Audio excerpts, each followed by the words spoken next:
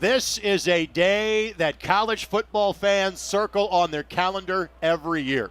If you're an alumnus of Wabash or DePauw, this is the day on your calendar every year. It is the 129th Monon Bell Classic, and we are honored for a third consecutive season to have it on the ISC Sports Network. From the all-new Little Giant Stadium, we welcome you to Crawfordsville, Indiana, and the picturesque campus of Wabash College. Alongside Brad Walker-Merck and Steve Hoffman, my name is Greg Rakestraw. Thank you so much for joining us. DePauw comes in at 9-0, Wabash at 7-2, but much like a season ago, all the stakes are at play. The winner of this game claims the belt. They also claim the automatic bid from the North Coast Athletic Conference and a berth in the next weekend's Division III playoffs. Inside of the broadcast booth, we thank you for joining us. And Brad, with DePauw being the visiting team, we'll start with you. 9-0. It's the sixth time, or make it I guess it is the sixth time that the Tigers have been a 9-win team. They've never been a 10-win team. How do they get the job done today? Well, I think you look at this DePauw team, Greg, and it starts with the defense. One of the best defenses in the country. In fact, their rush defense is one of the best at all three levels of NCAA football, allowing just 46 rushing yards per game. But you know what? Their offense is pretty darn good, too. Nathan McCahill, the junior quarterback out of Cathedral, his first full year as a starter, he's only 3 touchdowns shy of tying the DePauw single-season touchdown passing mark. So, you think good on good. This team is good all around. But a lot of times, DePauw and Wabash haven't seen an opponent as good as the one they're going to face until this 10th game of the season. So you might think you know a team after 9 weeks, but until you get to the Monon Bell Classic, throw some of that out the window, and unpredictability can reign, and we may see more of that this year. And Steve, the Little Giants, been thinking about this one since a snowy day down south 364 days ago. What is that motivating factor after a 5-touchdown loss in Greencastle a year ago? Well, one of the things that happens at Wabash is there's a Thursday morning chapel. It's basically a pep session in the chapel, and the captains speak. And what we heard there was a quiet resolve since last year in a healthy way. Wabash they'll be first to admit that it didn't go well last year. They've been waiting for this game since. Number 2 in particular didn't play well last year, and he's ready to fix that. Well, let's talk about that number 2, because Liam Thompson is 32 yards away from breaking the North Coast Athletic Conference record, as a pretty fair quarterback is looking on to toss the coin for a second consecutive playing right. of the Bell game here in Crawfordsville. Archie Manning will be joining us, in fact, as will Kevin Clifford, during halftime of our broadcast, and we'll talk more about Liam Thompson, the student then. Let's talk about as the quarterback. He's also 175 yards away from breaking Jake Knott's all-time passing record at Wabash College. What are your expectations for Liam today? Yeah, I think Liam just needs to play his game. We all saw last year things didn't go well early. He missed a few open receivers early, and then things were going downhill quickly. DePauw scoring pretty much at will and running the ball against our defense. And then the pick six that was tipped. And then I think at that point, Liam started to take the game onto his shoulders and tried to press a little bit. There wasn't much there, though. We talked about this DePauw defense last year. They're even better this year with everybody returning. So Liam just has to play within the offense, play within the game, do his job, and he's talented enough to make things happen. You touched on Nathan McCahill, and Nathan was a one-year starter at Cathedral, has waited the last couple of years behind quarterbacks Andrus and Rennie here at DePauw, and you've touched on it. 27 touchdowns, 4 interceptions. The former Cathedral Irish star is 3 touchdowns away from tying the single-season school passing record. Yeah, I think, I'm sure for Nathan McCahill, he's like, hey, all this talk about Liam Thompson, that's great, but I'm over here and I'm a pretty darn good quarterback as well. And look, the conversation about Thompson is absolutely warranted. What a player he is. But McCahill, has a chance here to Shake really him up, gentlemen. Stamp his own legacy on this game. But it's not just through the air. I mean, Gus Baumgartner, we saw what he did last year. He's one of those kind of old-school running backs that seems to get better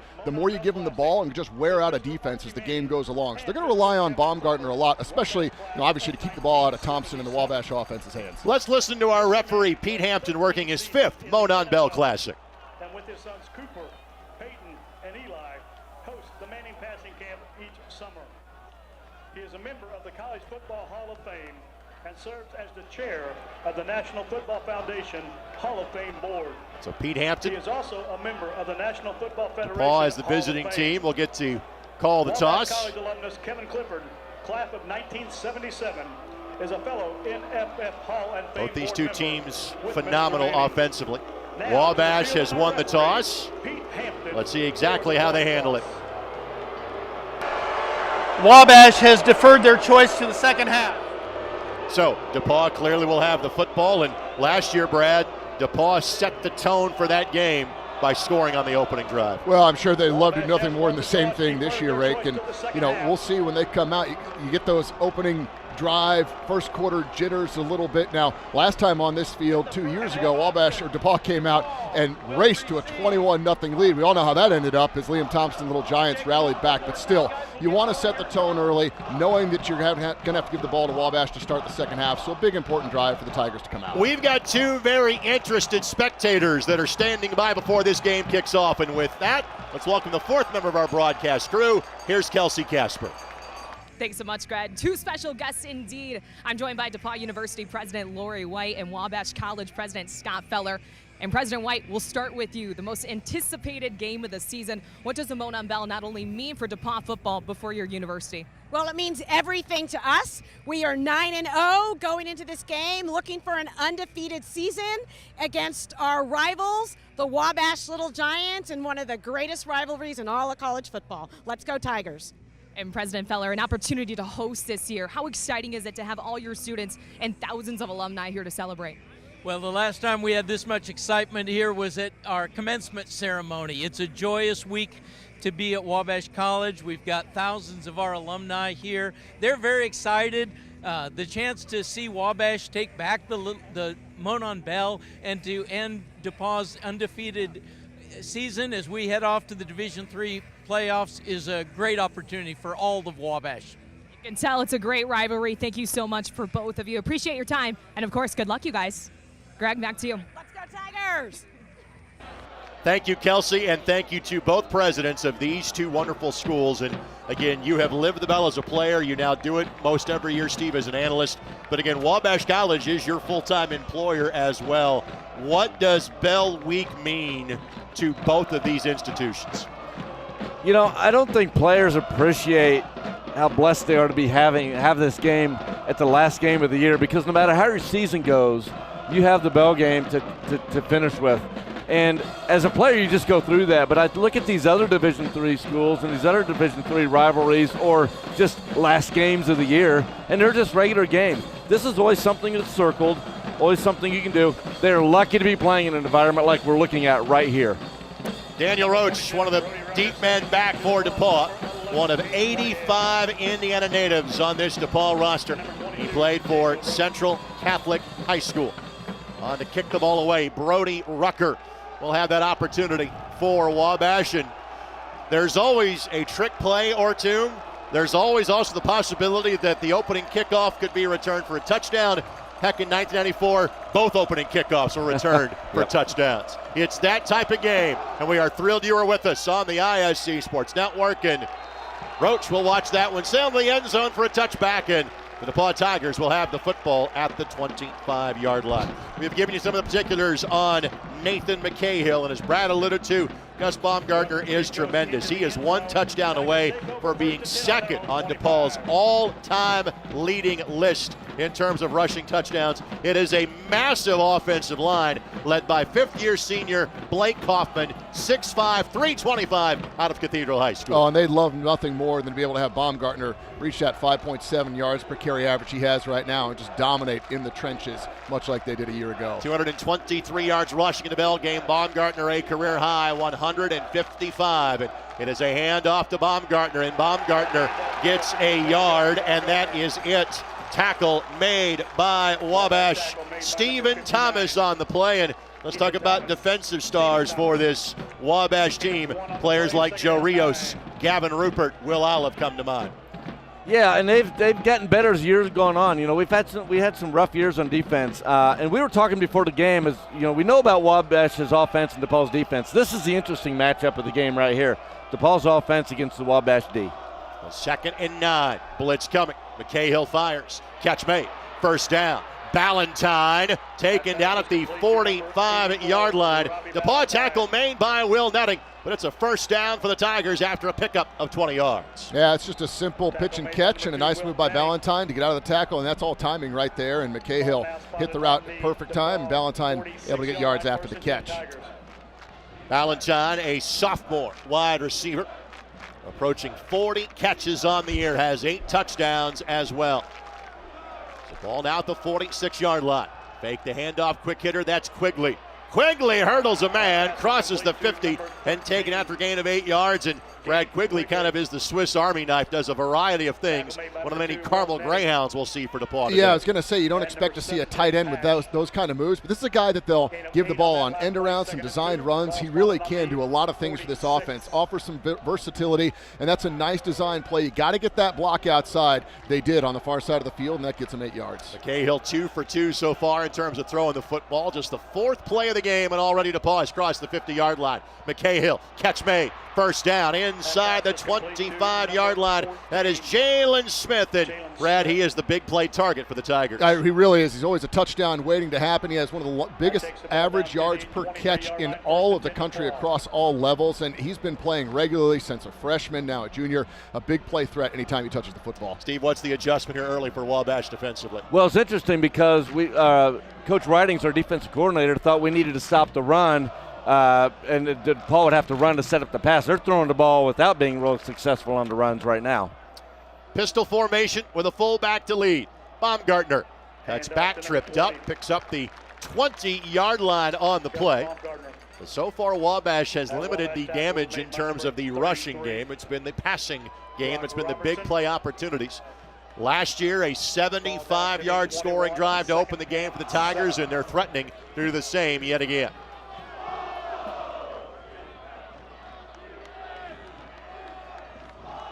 Yeah, one of the things Coach Riding said was we needed to tackle better. He said last year tackling in this game was atrocious, so let's keep an eye on the tackling from the guys in red. Already a red zone opportunity here.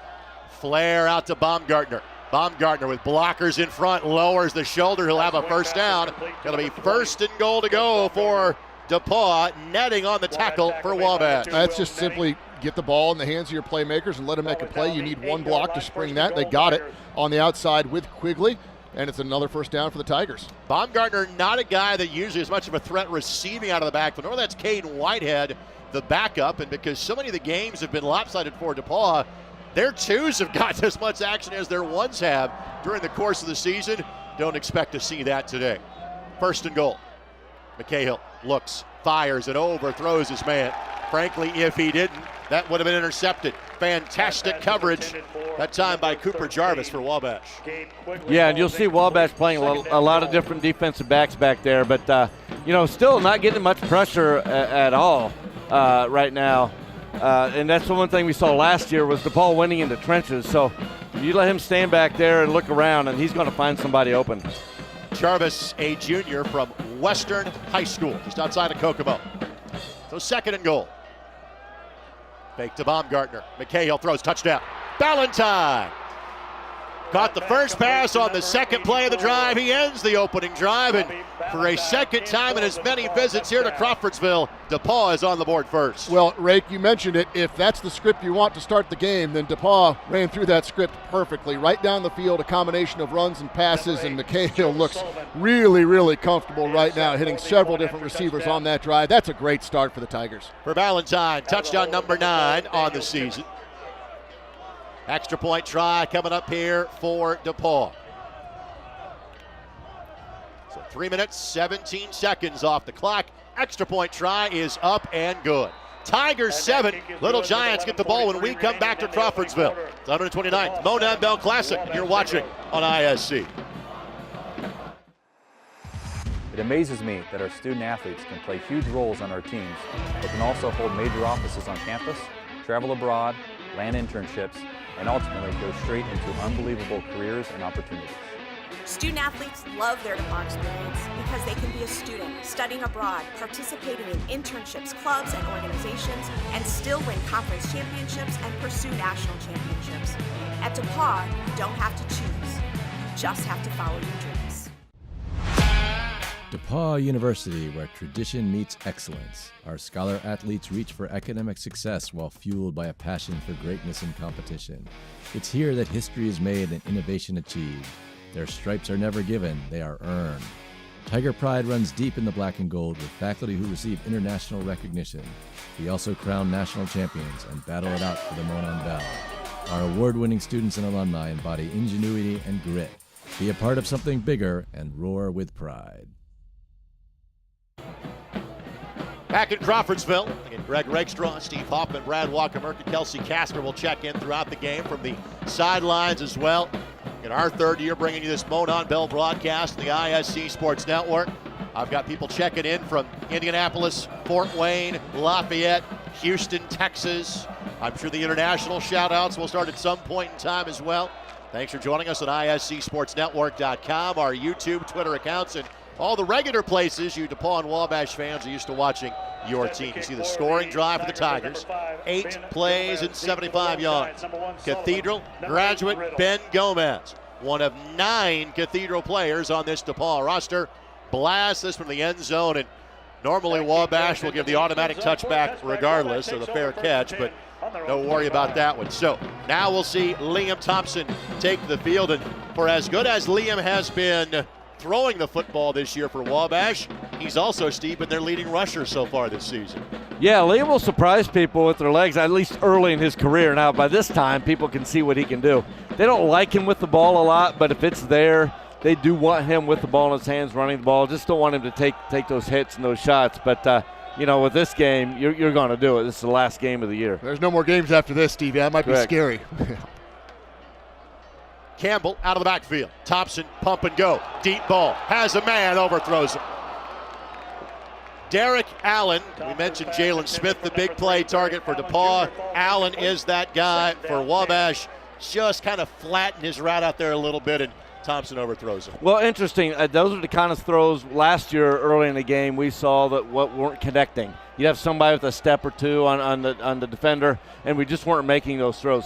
Allen, they think the DePauw defense is going to put a lot of guys or a lot of attention on Allen. Might open it up for the Penn Stolers of the world. Well, Penn Stoler, a fantastic target as well. And again, running against that DePauw defense, good luck. They are third in Division III in terms of yards allowed rushing per game at 46 a contest. 46 like the Monsters of the Midway in the mid-'80s. Yeah. 1 yard there, 3rd and 9. Greg, I think they had, one game negative 26, one game negative. I didn't know you could hold a team to negative 42 yards rushing if it wasn't on an Xbox. That's very surprising. So 3rd down and 9. And the setback lined up next to Liam Thompson is Cade Campbell. Little draw play here for Campbell. Campbell finds a seam. Campbell has a first down. Huge 3rd and 9. Pickup by Wabash. He stepped out of bounds at the 46-yard line. Gain of 20. First down, Little Giants. And we're going to see 3 backs running in and out for Wabash today between Xavier Tyler, Donovan Snyder, and Cade Campbell. Cade is a lot faster than he looks. He's not a tall guy, as you can see, but he's got some wheels and people get some bad angles on him. So going to see a lot of fresh legs in there from Coach Morrell's offense. And that first play that didn't hit the deep shot was a little bit of misdirection. That's how you take advantage of an aggressive defense and plays like that, and it worked there. So 1st and 10 for the Little Giants. Stacked box for DePauw. Thompson has deflected and nearly intercepted. Believe the player that got his hands on it for DePauw was David Gould. This is a defense that returns entirely intact for DePauw from a season ago. Yeah, this is just a really nice play. 2 defensive linemen right there getting hands, and Good almost able to make an amazing one-handed interception. So nice play by the D-line of the Tigers. David Gould, another one of those Cathedral Fighting Irish players for DePauw. You mentioned Brevin Good, a senior from Avon High School. That is a dynamic duo for sure.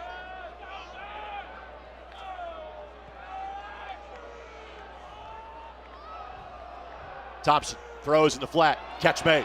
Turning upfield. Cooper Sullivan, already a record holder at Wabash, moves the chains yet again. Last week, Cooper Sullivan, been a 4-year starter coming up here from Florida, and he broke the Wabash career receiving yards record held by Mike Funk a long time ago in 1989 last week. So Cooper's had quite a career, and having him and Liam together in the same class for 4 years has been special. My partner, or one of them, just said, this has the feelings of 42-35. It's looking that way so far. Here comes Campbell on the cutback, first down. Taken down after a gain of 12 yards, and Wabash now on the march. Yeah, went to a football game and a track meet broke out, right? I mean, that's the way it's looking right now. And, you know, both teams want to run the ball and then stop the run, so really keep an eye on that. So if Wabash can continue running the ball like this, it'll really help open it up for the Derek Allens, Connor Thompsons, and Cooper Sullivans.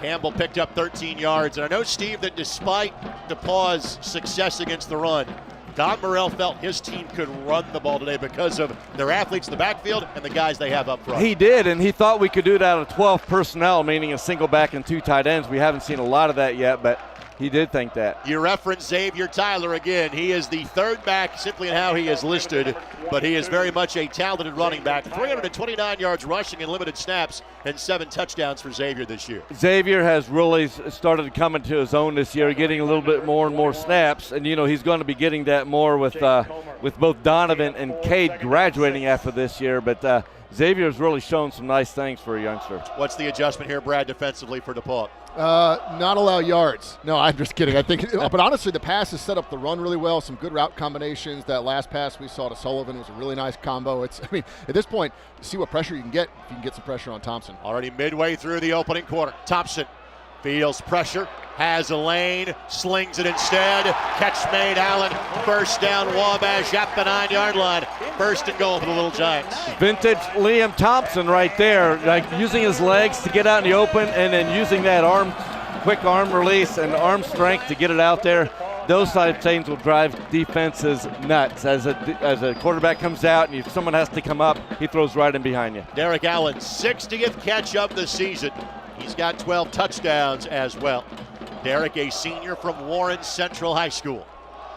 So first and goal, 9-yard line. Fake the handoff, fullback lead for Thompson, and Thompson gets back to the line of scrimmage and no more.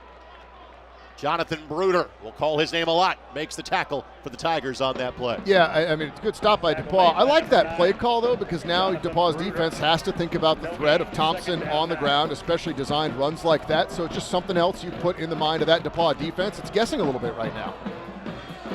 So Wabash trying to answer a 75-yard scoring drive with one of their own. Wabash has played uphill each of the last 2 years in this game. Thompson will look to run. Thompson, upended 5-yard line. Ball popped free. They're going to say he was down first. Yes, immediately pointing down on the contact. So third down and goal from the 5-yard line. Steve, what's your play call here? Third and goal, 5 yards away. I think it's going to be some type of RPO to see what kind of defense they're in here. But you know, if you're DePauw's defense, you're happy about that last play. He got some yards, but whenever you get him outside and nothing big happens, I think that's a win for the DePauw defense. The follow-up question is if they don't get it here. You thinking about going forward on fourth down? I'd hate to waste a trip down here without points. I think if they're within 2, you know, we don't call Coach Morrell the riverboat gambler for nothing, though. I mean, he always has something up his sleeve. He's got trick plays, playing a little option football. Campbell cuts inside. Fantastic block by Allen, the wide receiver. Touchdown, Little Giants, and here we go. Touchdowns for both teams on the opening drive. Yeah, it was a great play call. Nice block by Allen, like you said, Greg. And, you know, that's the threat of Thompson on the ground. DePauw had to recognize that and be honest with it, and then little flip Campbell for the touchdown. Did I say we were going to run a run-pass option? What I really meant to say was we're going to run the option. Right. So I did get that right. I want to be clear. That's what you were going for. Exactly. Yeah. So Rucker is on for the extra point. Touchdown for touchdown. 7-7. We expected nothing less in this one. We're back in 60 seconds. It's the Monon Bell Classic on ISC. A Wabash man, if we do our job right, it's the guy who doesn't check any one box. I think it gives the students a large toolkit to be able to problem solve. It's a place where young men can grow up and learn the skills necessary to go out and have an impact on the world after they graduate. 1, 2, 3. One of the great gifts that I got at Wabash was not a specialized skill set that was going to be applicable in my first job out of college, but it was really a commitment to working in groups, lifelong learning, and just a passion for life in general. There is such a rich tradition of success and accomplishment here. When you think about all of the things that Wabash men go and do after they graduate, why would you not want to be a part of that?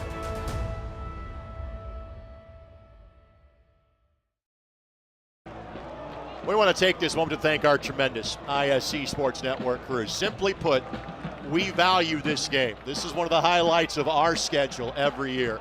This is, frankly, in the top 2 of single productions that we do every year. So thank you to Jordan Shue and Sean Walker and J.D. Arlen and Rob Lynch and Buzz and Eldon. And there's so many folks behind the scenes. We could name them all in this broadcast, but we take pride in this rivalry the way that you take pride in this rivalry watching it. We appreciate you being with us on this Saturday. Number 11, Caden Whitehead. Back-to-back touchbacks on kickoffs after back-to-back touchdowns as we are tied at 7 apiece. Also deep is number 22. How about that look? We added the drone coverage in this year. It looks a lot better than it did with snow. Rucker goes with the short kick, fielded by the Tigers, and a fair catch signaled for. They'll start this drive at the 25-yard. Let's get it to Kelsey Cass from the sidelines. Kelsey, what do you have for us?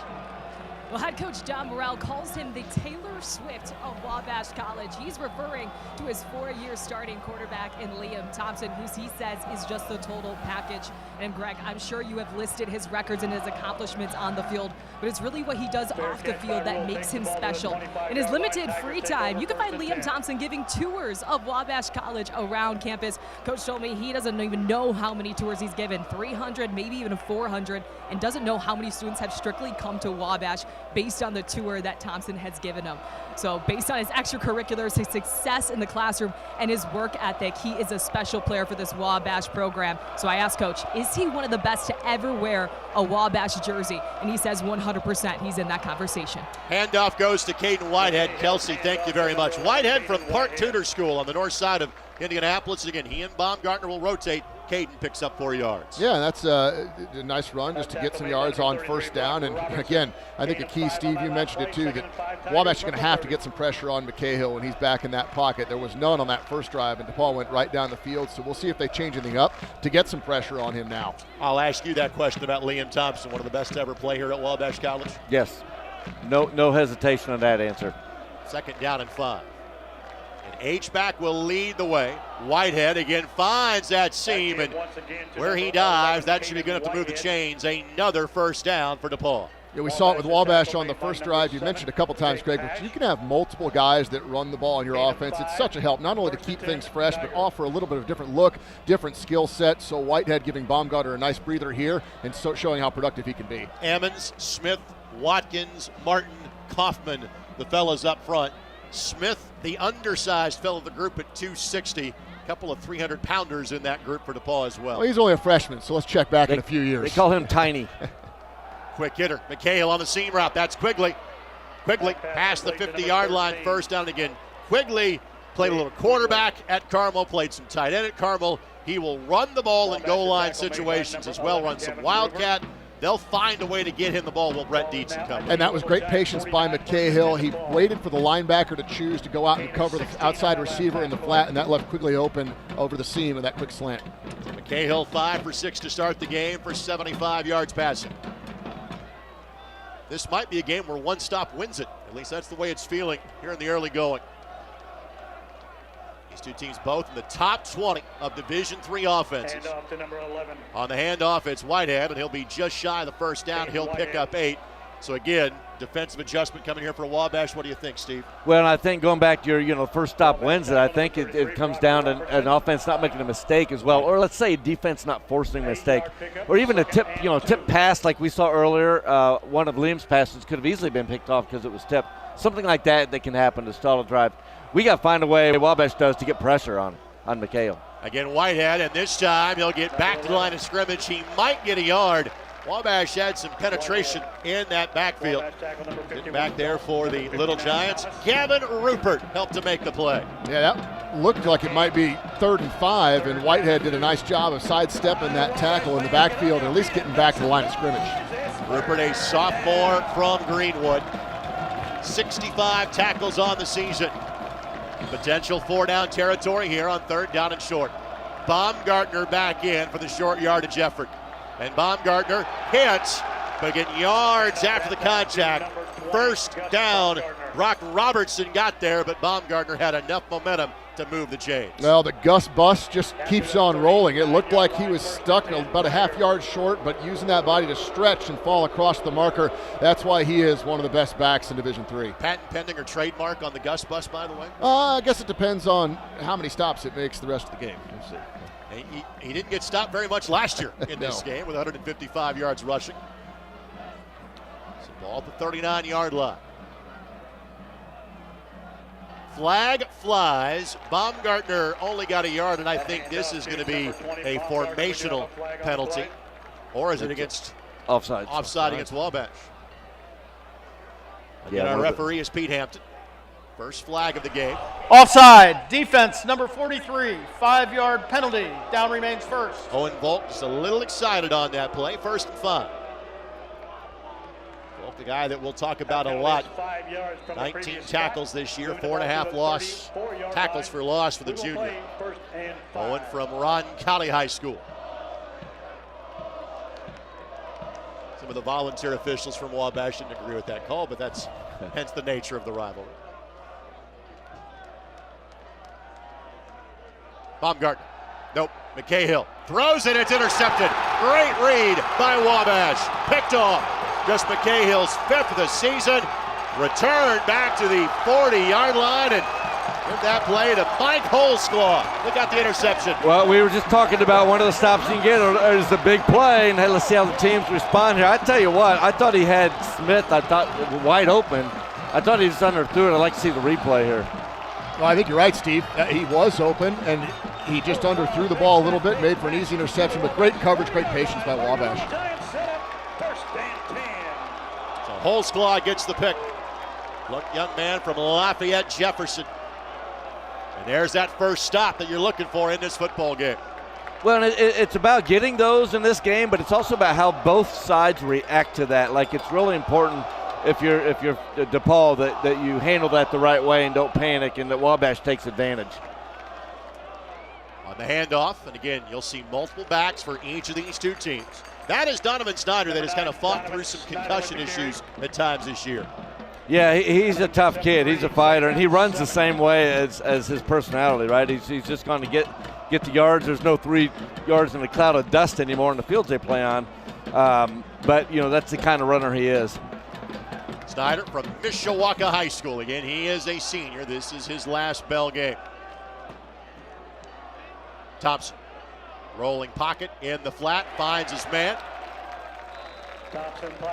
That is Snyder out of the backfield. He'll be just shy of the 1st down marker, a pickup of 4 yards.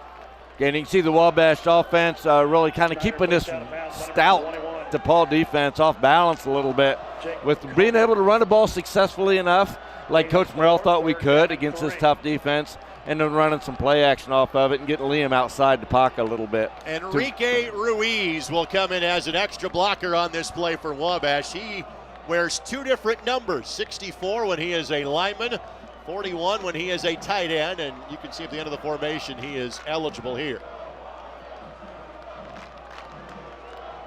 Play clock at 2, got it off just in time. Counter play to Thompson, and Thompson has the 1st down. Just needed to cross the 50, did exactly that. 1st down, Little Giants. Really an interesting formation there. You had a tight end and a tight slot down here and 3 wide trips up top, and then using Liam to run to the tough side in the empty backfield. So really trying to take advantage of Liam's legs there, and it worked out. Nolan Tully made the tackle for DePauw, but not before Thompson picked up 4 yards. And again, Thompson is Wabash's leading rusher this season. This is the most yards he's had rushing in one of his 4 seasons being the Wabash starter.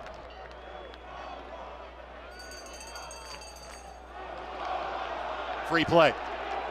Thompson looking for the downs. Slings it. Sullivan was the target. Some contact there, but not enough. But again, only 5 yards offside against DePauw. Yeah, they've got DePauw guessing right now, so that was a great time to use that kind of hard count and try to get that free play. And what could have been even more dangerous to throw a ball up like that, potentially pass interference. So good job by DePauw not to pick up a second Offside. flag. Wabash has them Defense guessing right number now. 52, 5-yard penalty from the previous spot. Down remains first. Ethan Lowry was the guilty party on the offside call. And it's been a very limited penalty game so far. This is what you expect when you have two teams that have combined for 16 wins coming in. Only 3 other times in the history of this rivalry have teams had more wins combined than they have this year. And simply part of that is Wabash scheduling up and playing a game at Butler back in September. Little double reverse flea flicker. We knew one was coming. Thompson throws, looking for the end zone, and overthrows not just his target, but his brother in Connor Thompson. And Connor couldn't get there in time. Second down. Well, and I think Cortez Stoudemire did a great job in coverage by DePauw. Didn't really bite on that, so Liam Thompson didn't have much of a throw to make. Just had to really throw it out and hope that the receiver could run under it. But there is a flag on the play. Holding. Defense number 6.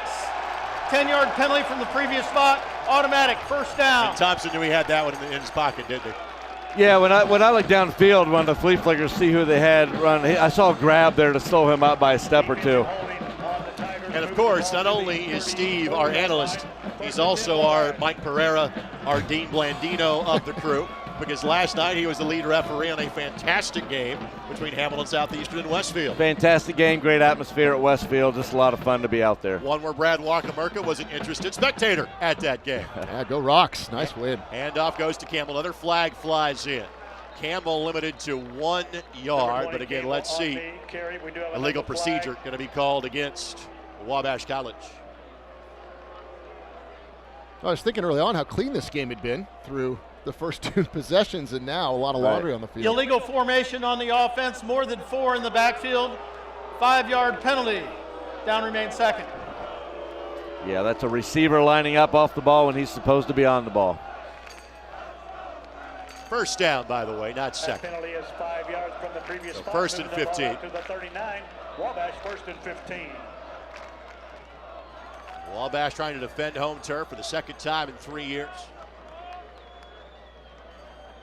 Thompson, quarterback draw. Great lead block. Thompson runs around the umpire, headed for the end zone. Taken down at the 5-yard line. And think about the run that Thompson had in this game. Went down 21-0 2 years ago. Thompson fires at the troops yet again. You know, what's interesting here, we haven't seen as much this year, but this is a ball game, right? Our called runs for Liam. We've been letting him get out on some RPOs, but you can see these are designed for Liam to get outside. You save everything for this game, right? Absolutely, yeah. There's nothing, you know, you try to protect your quarterback to be healthy all year, but let's use his legs and let's get him some openings. And that's tough to do when there's nobody else, when there's an empty backfield and the defense is spread out a little bit.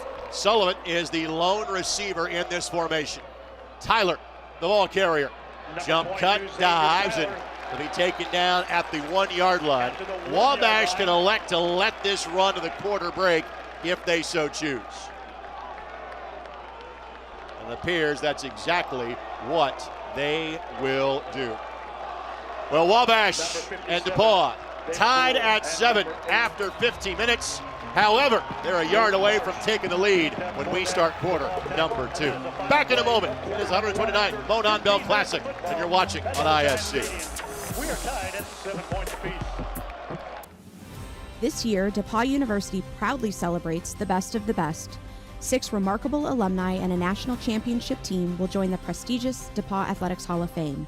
They've excelled in soccer, baseball, basketball, swimming and diving, and music, leaving a lasting legacy as Tigers.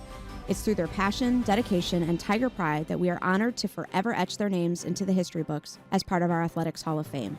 Their commitment to excellence and success is what the black and gold is all about. We are Team DePauw. Our students have a gold standard academic experience, driven by faculty who know and care about each one of them, nurturing their individuality, curiosity, and talent. I think at DePauw you will be forced out of your comfort zone. You will be encouraged to succeed both in and out of the classroom. You will be given the tools to succeed beyond your career at DePauw. And that's what makes DePauw an excellent academic institution. Quick check of the numbers from half number one. Liam Thompson, 3 for 5 for 32 yards passing. By the way, that ties him currently. It's literally his next passing yard. He'll become the all-time leading passer in the history of the NCAC. The man he would pass is here today. This is on the staff of DePauw. It's Mason Espinoza, who played at Ohio Wesleyan. Nathan McCahill, 5 of 7, 75 yards. But the story for Wabash, 11 carries, 92 yards. Looking for one more. They'll get it. Touchdown, Little Giants. They go touchdown on their first 2 drives of the game. Well, just what the doctor ordered. You know, you get a stop on defense and then go right down the field. So neither team has been stopped other than that turnover. We haven't seen a punt yet, but Wabash responding exactly what they needed to, and an easy run in there for Xavier Tyler. Doing what Coach Morrell said the Wabash team needed to do and run the football. And so far, the Little Giants have been successful on the ground. Tyler from Memorial High School in Evansville. So extra point try coming up on here for Rucker. And no problem on that whatsoever. So 14-7, Wabash is in front. We'll keep it right here with 14:57 left to go in quarter number 2. Brad, what's going through the Tigers' minds right now? Well, probably we've already allowed twice as many yards on the ground in a quarter as we do all game. And I think, Steve, you mentioned it, that Don Morrell and the Little Giants thought they could run on this defense. Well, they thought right so far, and that's what's scary because Liam Thompson hasn't even unleashed that arm yet. But, you save everything for the Bell game. They're designing runs for him. They're really keeping DePauw's defense on their heels. Now, if you're DePauw on offense, hey, you've moved the ball once down the field for a touchdown. You were moving the ball again, had maybe a touchdown on the play that got picked off. So one bad mistake, but they know that they can move this ball as well. So if they can come back out, stay fired up, move the ball, they should be just fine. Yeah, McHale will need to respond in a positive way for the DePauw offense to stay successful after that pick as he gets that out of his head. Quick shot of Brett Dietz on your shot. What a job he has done, starting 29-5 as the head coach at DePauw University. They have won 9 games in each of the last 3 seasons. And a win today would give them the first 10-win season in DePauw's storied history. Yeah, that's really incredible to think about it. It's not easy to win 10 games when you've played football this long at a pretty good level. It's hard to believe they've not won 10, but would love to see that for the first time here this afternoon. Short kick. Fair catch called for at the 25-yard line. Wabash, a team that rarely returns kicks. There's almost a safety issue, a numbers issue for Don Morrell. DePauw is the opposite. DePauw has some significant talent in terms of the kick return game that could be a factor, which is why you see that short kick from Wabash. Yeah, I mean, some of those, too, you got to look up. A bit surprising. Thought maybe he could have got some yards there, but hey, you want to be safe. It's a guy that's not maybe normally used to catching the ball, so you take the fair catch, you get the ball on the 25, and you get your good quarterback on offense out there. And I tell you who DePauw has, and Coach Morrell talked very highly of him, is Caden Whitehead. Said he's a great returner, and they don't want the ball in his hands, so you can see it on the kickoff there. Speaking of Whitehead, little flare pass. We saw this to Baumgartner earlier. Wabash has this one covered well, yet still a 5-yard gain. Looked like it'd be for a yard or two maybe, and he picks up 5. Yeah, that's why DePauw wants the ball in his hands, like Steve, you were just talking about on the kick return. Again, second time we've seen this little kind of flare out, technically a rush, I think, here as they throw it behind, throw the ball backwards, and a nice run by Whitehead on first down. And there's a missed tackle right there, which defensive coordinator Mike Riding said we have to tackle well to win this game. So second down and 5. On the draw, it's Whitehead, and again, just kind of slithers forward and dives. He'll be a yard shy of the first down marker. It's a gain of 4. So far, Baumgartner and Whitehead have combined for 40 yards rushing on 9 carries. And both of them have done a really nice job of kind of picking up an extra yard or two. You think they're hit and kind of slithering through or diving across to get some extra yards. So now you've got a really, really big third down right here. I'm not sure DePauw goes for this on 4th if they don't get it here. It's Baumgartner back in there. He'll get the handoff, and Baumgartner again. Wabash doing a great job at getting defenders back there. It's just yards after contact for DePauw. Baumgartner picks up 2. Yeah, 3 tough plays there to get the first down, and a couple of them to Whitehead, and you can see him making people miss. So I think with Wabash's defense the way they've been, I think this is okay. You just don't want to give up the big shots, as Coach Riding said. Want to limit their running, which I think Wabash has been doing so far. But again, there's been no stop from the Wabash side either, other than the interception. Both teams with 7 first downs so far. Handoff Baumgartner, and the hole that was there closed quickly. Baumgartner limited to a gain of 2 yards, and again, he'll rotate out. Whitehead will come back in. Again, let's point out, 223 yards rushing last year in this game for DePauw. And clearly Brett Dietz has his sights set on a similar number this time around. Yeah, and one of the unique things, though, and you don't see this all that often in college football anymore, is the quarterback is not really a threat to run. So you kind of know what you're getting, either hand off to a back or it's going to be a pass. Cahill will do the latter this time. Not there. Fires. Ballantyne, did he stay in bounds? Yes. He got a foot down after the contact. First down, DePauw. Still talking about this. That didn't look really close. Yeah, I thought it looked like he was easily out. But hey, I did too, Steve. We're about 70 yards away, so. So he'll pick up the first down, give him a gain of 9 on the play, and we'll get a great look from this end zone camera angle. Did he get a foot down? It's Robertson that helped push him out of bounds. And I think he may have just been out of bounds. Close. Yeah. But again, we have that luxury. Our officials in the field do not. Here's Quigley. Again, he's been the big play player. Breaks a tackle. Quigley off to the races. Touchdown, DePauw. No flags on the field. Well, there is now. I think they got him for a celebration at the end. You know what? I don't know if I agree with this. It's a big game. He didn't look back at the defender at all, but you still got to be smart. More importantly, though, what a play by Quigley. Shows the athleticism. Again, that's just a simple, quick hitch route, and he's able to take that to the house and use that breakaway speed. That's a huge response for DePauw to get back on the scoreboard. Well, I'm talking about tackles, right? There's your missed tackle, 1, maybe 2, but right here you had an open person, and then Joe Rios just missing from behind. But you're the official, Steve. This doesn't seem like much. No, that really surprises me. That's not much. No. If he turns and looks at the guy. Right. There was no taunt. During the run, unsportsmanlike conduct, number 13 of the offense. 15-yard penalty from the spot of the foul. Down will be first. So that wipes out the touchdown. It's not a score. That's not an after the play penalty. That is right. In college, it is like that.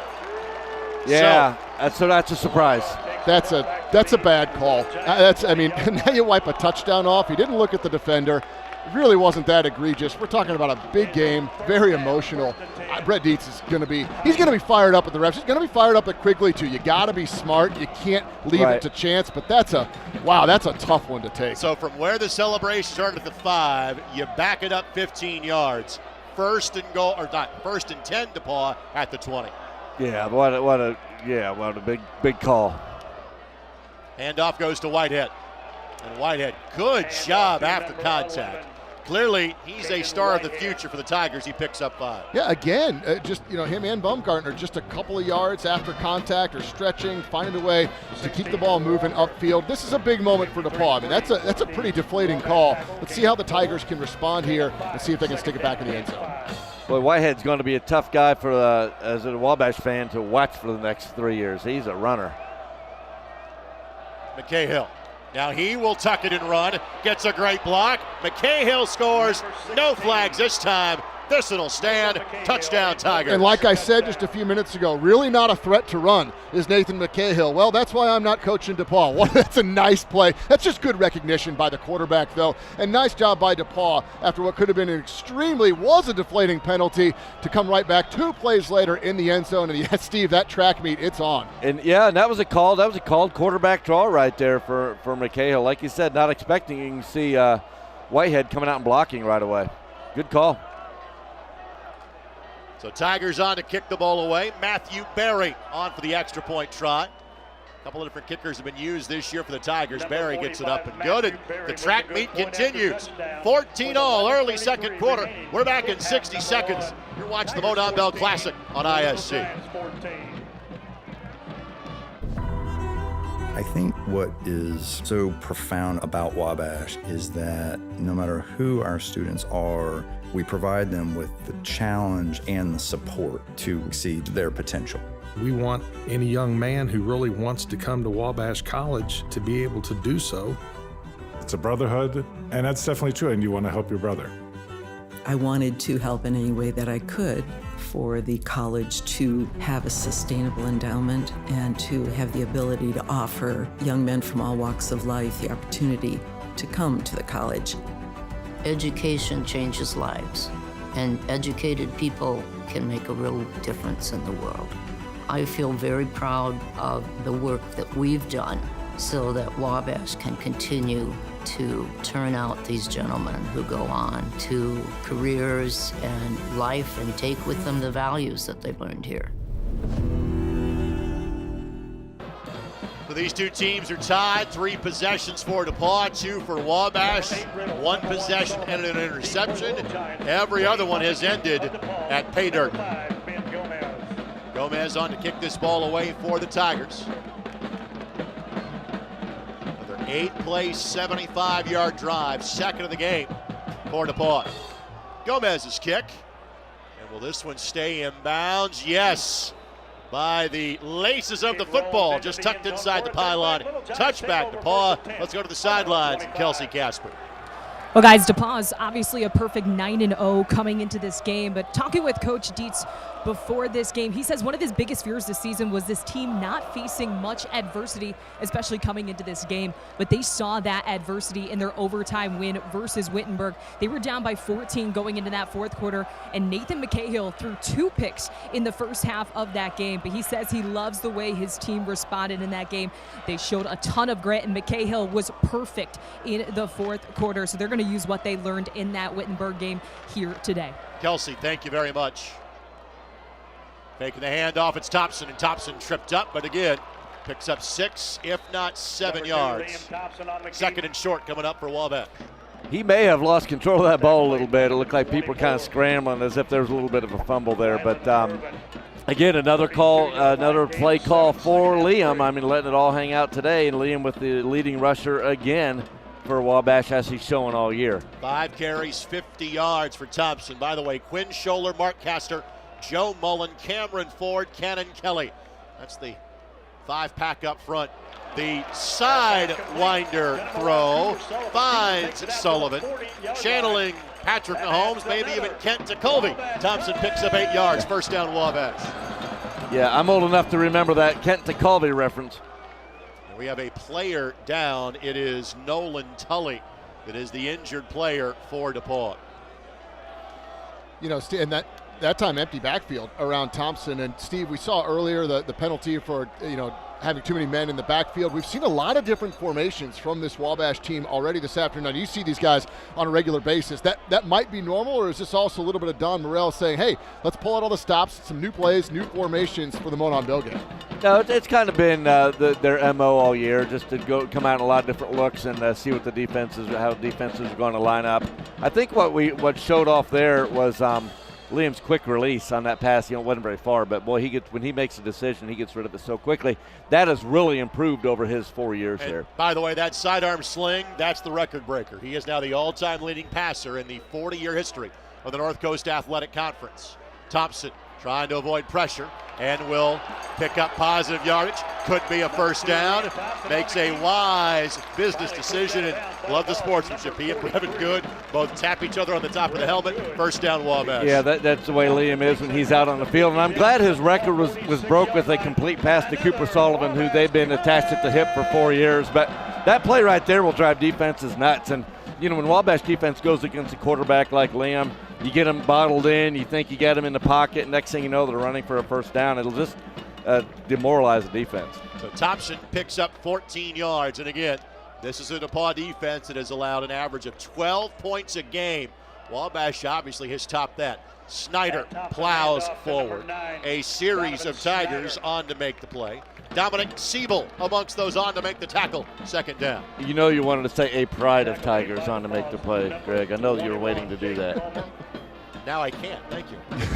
Taking it away from him, Steve. I was waiting for the third quarter, Steve. These handoffs to a back at this point for Wabash, it's almost like it's a chance to give Liam Thompson and the receivers a little bit of a breather. For DePauw, that's the best defense they've got right now, is just a 3 or 4 yard handoff to the back because Thompson's killing them with his legs. Snyder, second carry, totaling 6 yards. Handoff to Snyder. Goes around the left side of his offensive line, keeps the legs driving. First down Wabash, their 10th of the game, as he'll take it to the 35-yard line. And there go the change fans. Yes. Well, just really keeping this really good defense off balance with, the running plays, and then Liam with his legs, and then drop back passes going empty. Brad, you asked the question earlier if this is, Wabash's MO, and it is, as far as mixing it up with everything you're going to see, everything out of the bag. And this DePauw defense, we've referenced just what they have allowed, both rushing yards and points. Wittenberg did put 35 on them in the one truly close game that DePauw had this season just a couple of weeks ago. Handoff Tyler. Tyler a jump cut, and again, it's 4 and 5 yards a touch right now for Wabash running the football. Yeah, and again, Coach Merrill thought we could do this, and I think people are looking at him like, really? Do you see what they've given up this year on the ground? But he's seen some things, and, it's happening so far in his first half. And interesting to see what adjustments DePauw's defense might make. So call that a 4-yard pickup. Tyler now 4 carries for 13 yards. Wabash averaging 7.5 yards a carry. 17 for 129 with both touchdowns so far. Thompson, quick hitter and just a bit wide. Allen could not pull it in. And again, if you tell DePauw, hey, you limited Liam Thompson to 40 yards passing the first half, you feel pretty good about it. It's been a running attack that's done in DePauw so far. No, absolutely. Don Morell's just called up the perfect balanced offense right now, and the run's working, so stick with it. And just a rare kind of misfire there from Thompson, looking for his big play receiver in Allen. Third down coming up. Wabash 3 of 3 on third down so far. That's not surprising. They're second in the country in terms of third down conversions. Just shy of 60% on the year. Thompson buys time, looks, runs, gets it, first down. And that's Thompson, experienced quarterback. He knows what he's got over there because he had Sullivan on a crossing route.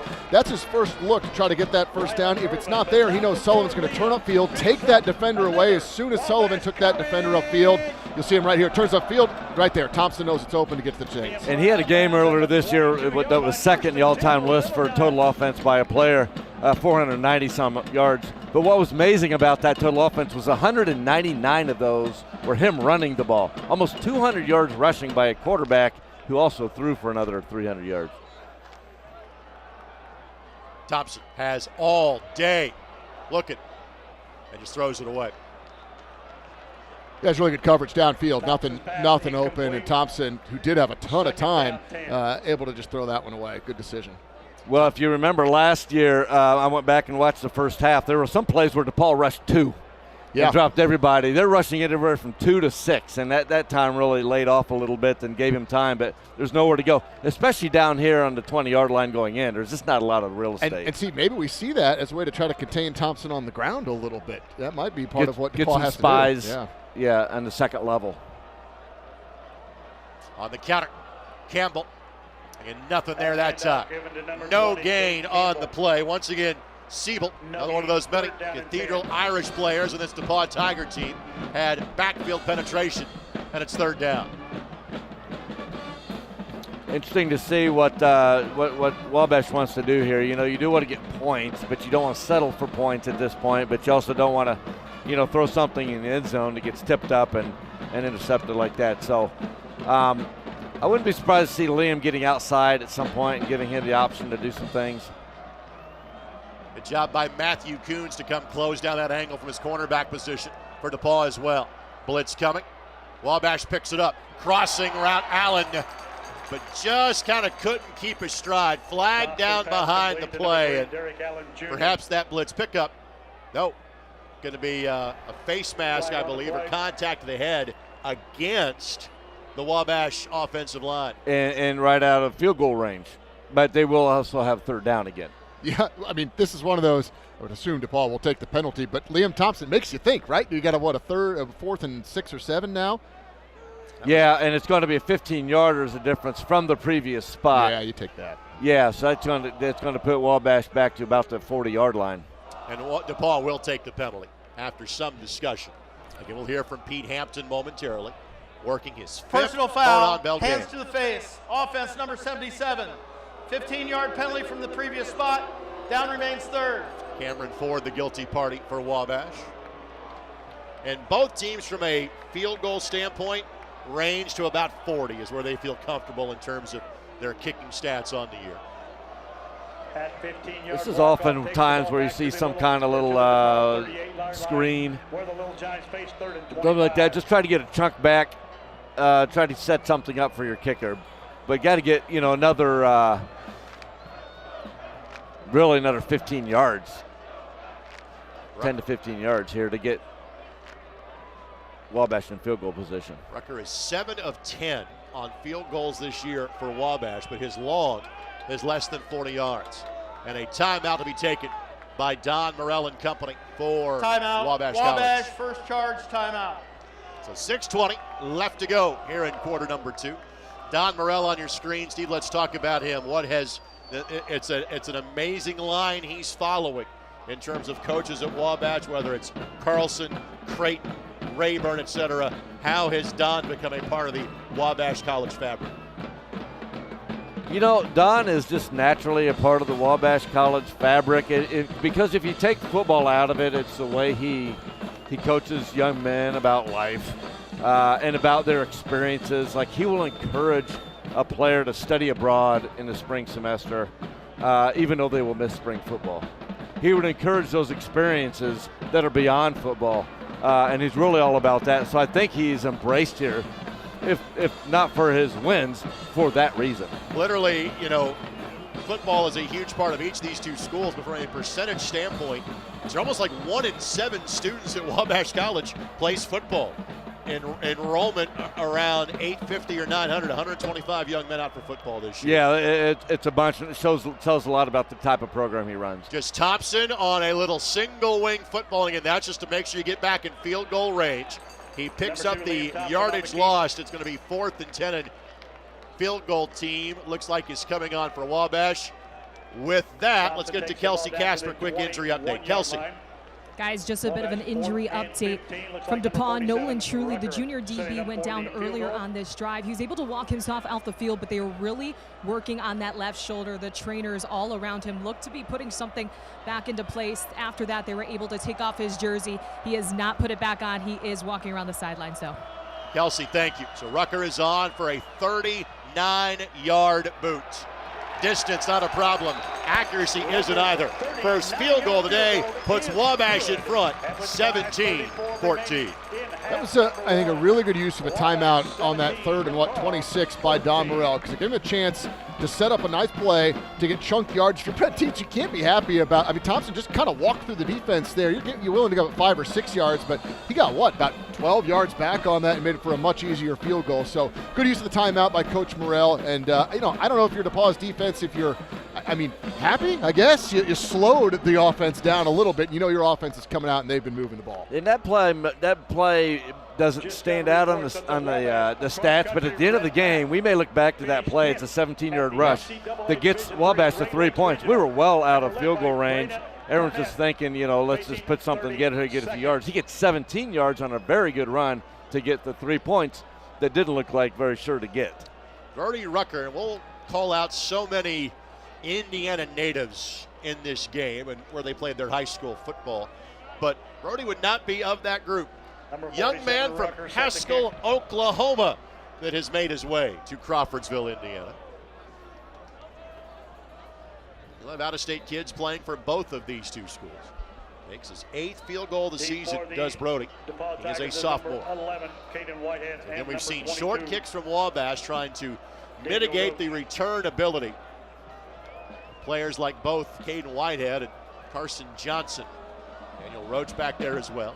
This one, more of the long kick, that goes sideways, and Free kick goes out of bounds. maybe a little amped up that time making the field goal was Rucker. So with that, it'll be pretty good starting field position here for DePauw. The field is 53 1/3 yards wide. Free kick out of bounds. Even I can hit on that the with my kicking team. driver sometimes. The ball will be placed at the I can't, Steve, 35-yard so line. good Sometimes. Sometimes. And you can't blame the weather conditions because there is basically hardly a cloud in the sky, just a little bit of breeze. Again, temperatures in the upper 40s. Picturesque would be the way to describe this campus and this weather that we have been dealt for today's game. Fake the handoff on the slant. Maybe just shy of the first down marker, and that is Jalen Smith. 14. Yeah, and Smith, another guy on this DePauw offense. It's a threat anytime he gets the ball. It's just a quick way to get 7-8 yards on first down. Nice pitch and catch over to Smith. Smith, a Chicago area kid. That is his third catch of the day. And second and short. Baumgartner back in as the setback on this play. DePauw has all 3 timeouts at their discretion. Baumgartner, first down and more. And again, had a wall to run behind on the left side of that offensive line as he heads it out to the 50-yard line. At that time, good tackling by Wabash. That looked like it had the potential to bounce outside for even more, but DePauw just right back through the air, on the ground. That offense just keeps moving. Adam Ammons, who lives or grew up, you'd say what, halfway between these two schools? Roachdale, Indiana, North Putnam High School. That might be the exact halfway point. It's right about there. So ball exactly the midfield stripe. Wabash walks up a backer. DePauw runs opposite. Solid gain of 3 for the Tigers. And frankly, I would not be surprised if DePauw wants to run the football here, Brad, just to keep the Wabash offense off the field. Absolutely. 4 minutes to go. Still all 3 timeouts. I mean, right now, I think you're still kind of running your offense, but if you can pick up another first down or 2, you're absolutely right, Greg, because Wabash will get the ball to start the second half, too. Ball on the Little Giant 47. Yeah, and one of the things, the reason Don Morrell asked him why he always defers on the kickoff, it's like, why not get our offense out there and do something? He always defers because he likes the idea of getting back-to-back possessions at the end of the first half and into the third quarter. Handoff Whitehead, and Whitehead tripped up. Good open field tackle. Just a gain of 2 on the play, and again, it's Brock Robertson that makes the play. Brock with 47 tackles coming in. Hey, he has really come into his own. The coaches love him. He's a different player now than he was early. That's the kind of tackle that Coach Ridings, the defense coordinator, said we need to make to win this game. A lot of the guys on this field played for Bill Peebles at Cathedral. He played for Terry Peebles at Harrison High School. So 3rd down and 5. 6-man box for Wabash. Smith with the comeback route, and just what a catch. Fought his way through that one. Holskull that had the pick was the man in coverage, and I'm not sure there's anything better the defensive back could have done in that scenario. No, that's it's just strong hands by Smith. That ball, that's really the only place I think McCahill could have put that. I mean, perfect coverage. He put it where his receiver at least had a chance, and Smith with the really strong hands, make sure he gets a foot down and bounds. That's a huge first down. That essentially could take the ball out of Wabash's hands the rest of the half. And Wabash can call 2 more timeouts just to try to get the football back.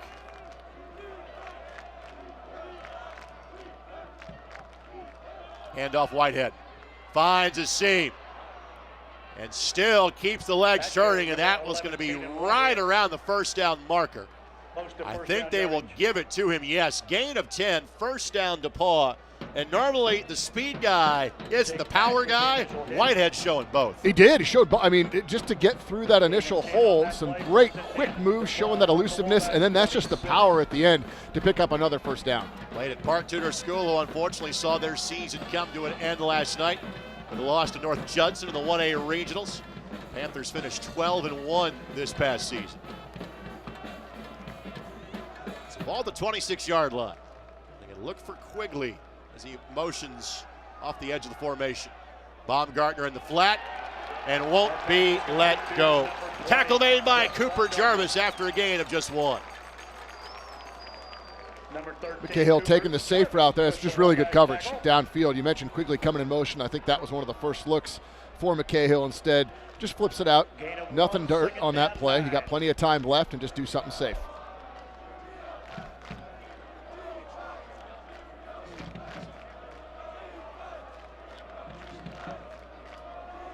So 2nd down and 9. Handoff on that jet sweep goes to Quigley, and again, Quigley, they'll just find a way to get him the football. It'll be 3rd and short coming up here. Just again, that athleticism from Quigley, like you mentioned, Rake, he really is kind of the Swiss Army knife of this offense. We've seen several big plays from him already. Now 3rd and really short for DePauw. That is Quigley's first carry of the game. Quigley had 19 carries this season. 3 of them have gone for touchdowns. Under a minute to play in the half. It's Quigley again and got caught in the wash. He didn't get there. So now, Brad, let's see exactly how aggressive DePauw is. They want to let the clock run. They can kick a field goal and tie it.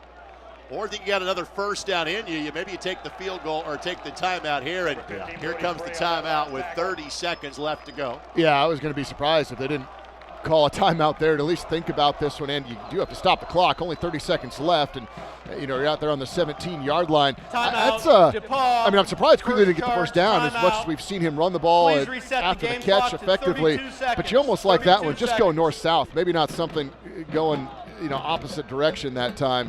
Maybe a little bit too cute to try to run the same play again and get the 1st down. So this is going to be a bit, I think if you're Brett Dietz, you're moving the ball. You know you're going to need points against Wabash. You're not going to get the ball back.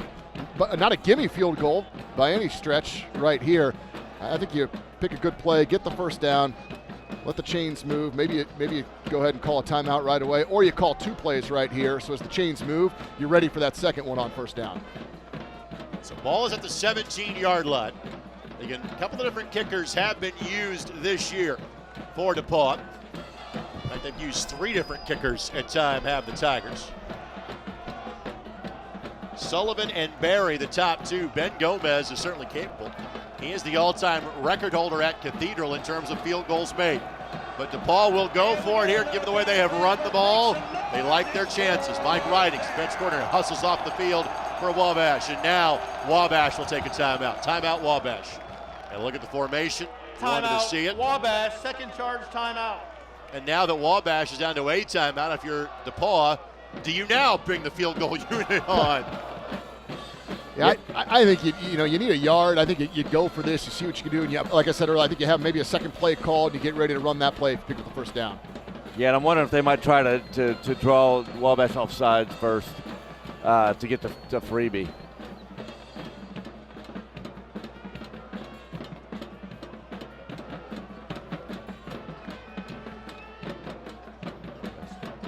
But it's certainly been an entertaining 1st half and kind of what we were expecting. Both offenses being able to be successful.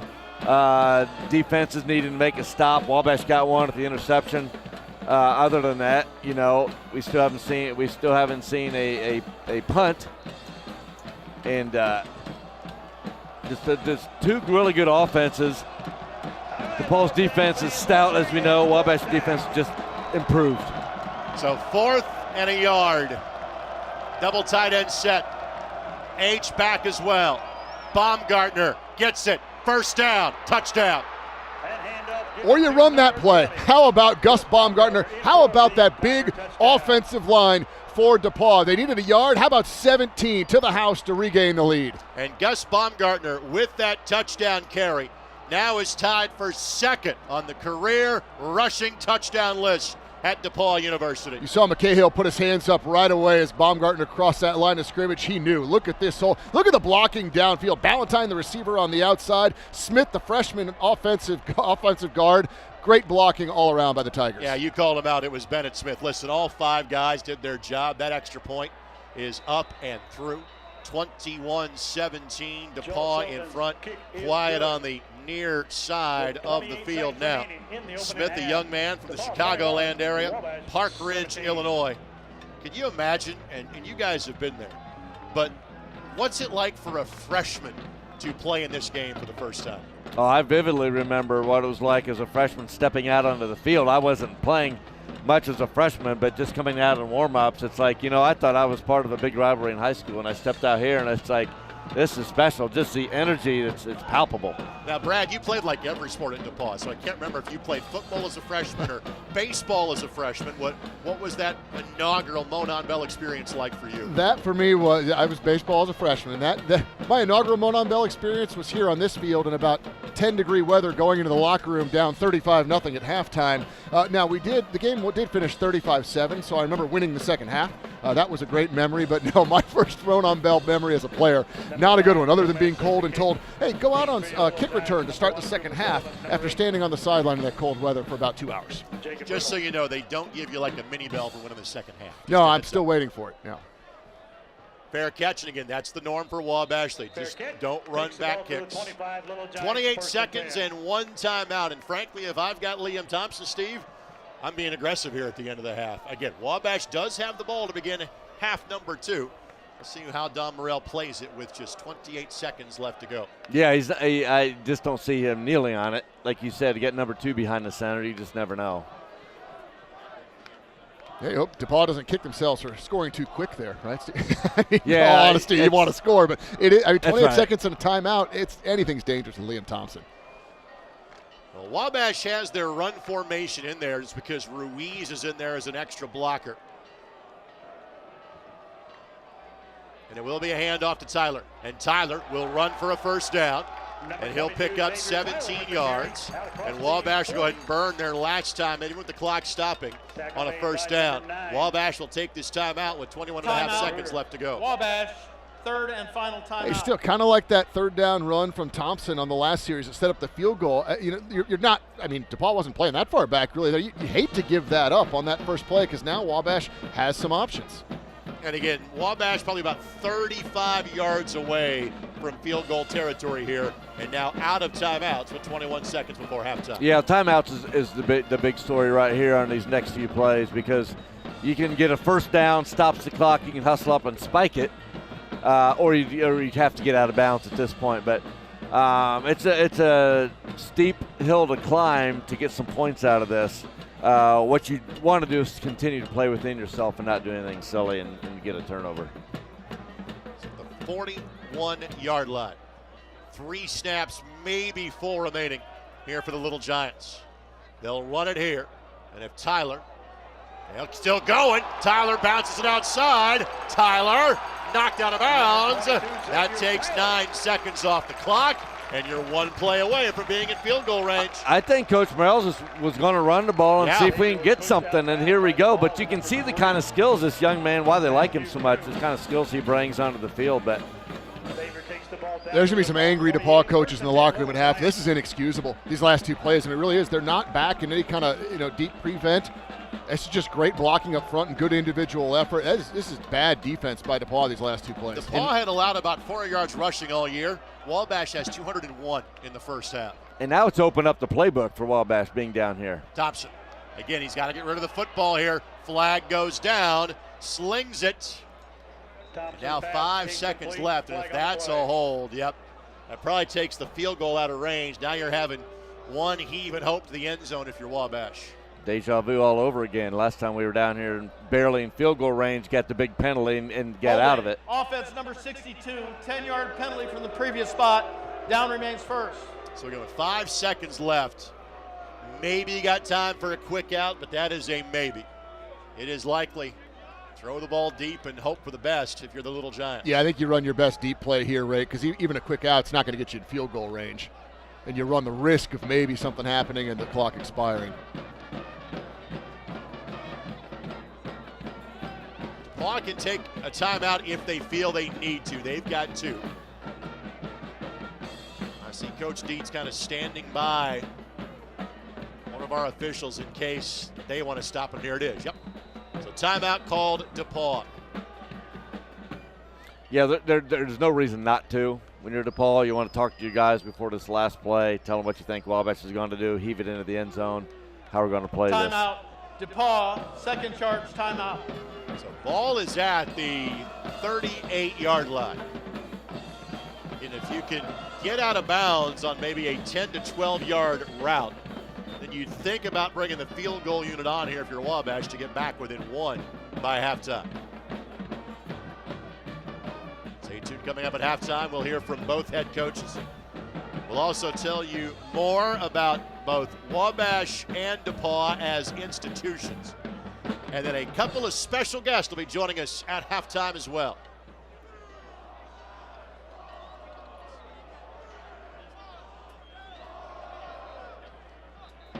Yeah, 5.4 left. So you're right, Rake, a 10 to 12 yard out, or maybe if Wabash has a play where it's a couple guys, 3 or 4 guys to one side, and you could run a quick screen, try to get a couple blockers, and even get out of bounds. You're looking at the scoreboard too when you're running, so you could run some play like that where you get the ball in someone's hands quickly. And DePauw is dropping 4 defensive backs in coverage behind the 10-yard line. Thompson going to air it out, barring a penalty. Last play of the half. Jump ball. No, incomplete. In and out of the hands of the Wabash receiver and Allen. Thompson's pass into the end zone. Well, that was dangerously close. Wow. That had shades of Aaron Bailey. That's what I thought, too. Colts fans, not to dig up that memory from 28 years ago. From the reaction of the fans, it was like we had it for an instant. Oh. Should have had it. He did. Hit him right in the chest, actually. Absolutely should have had it. Great job by our cameraman, Carlos Alcaron, down in that end zone to give you that great angle. So it'll be 21-17. DePauw leading Wabash at the break. Brad, quick thoughts about the Tigers having a 4-point lead? Well, I mean, we expected both offenses to be able to move the ball. Maybe not quite like this. The big concern for the Tigers, you're going to have to stop this rushing attack led by Liam Thompson right now, but DePauw's got to figure out some things defensively to slow down this Wabash rushing attack. Not something we thought we'd say, but hey, after 200-plus yards allowed on the ground to still have a 4-point lead, you got to be happy about that if you're the Tigers. Let's go to the opposite sideline where Brett Dietz is standing by with Kelsey Casper.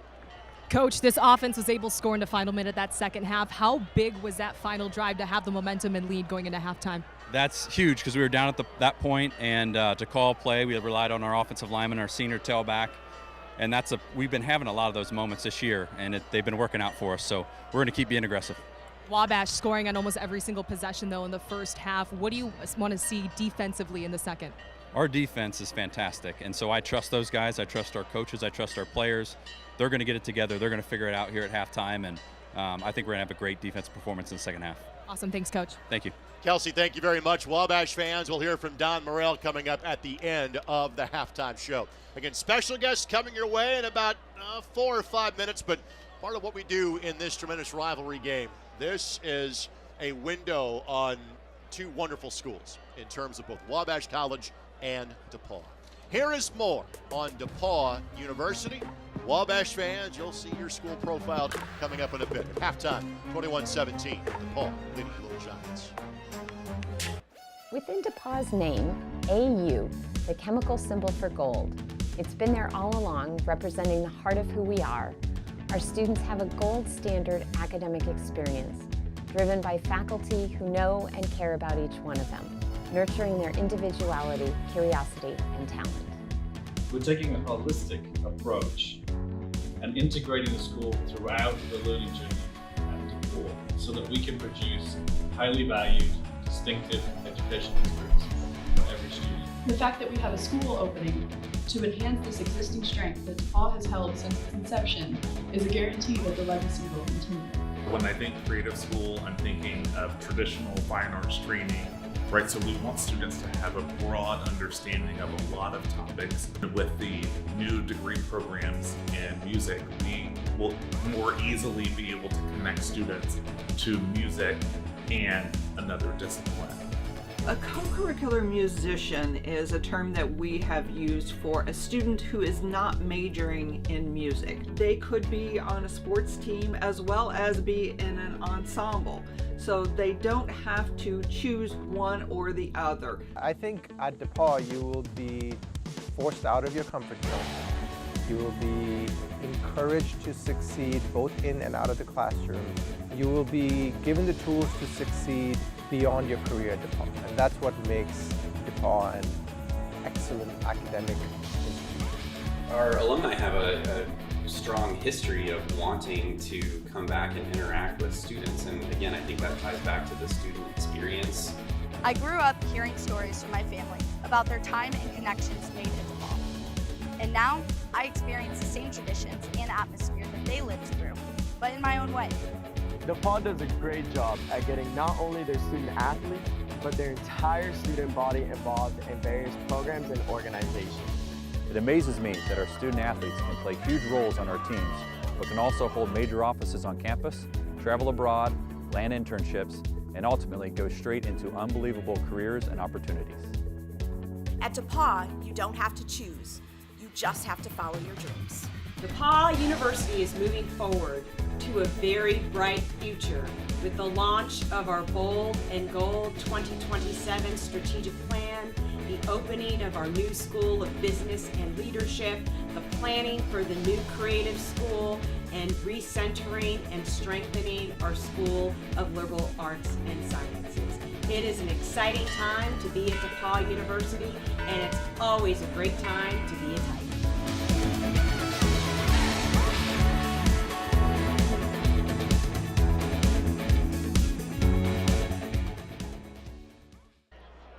The end of that feature for DePauw was the DePauw president ringing that bell. She hopes to do that again at the end of this game. Right now the Tigers are leading 21-17, but obviously nothing is decided yet on an absolutely gorgeous day in Crawfordsville.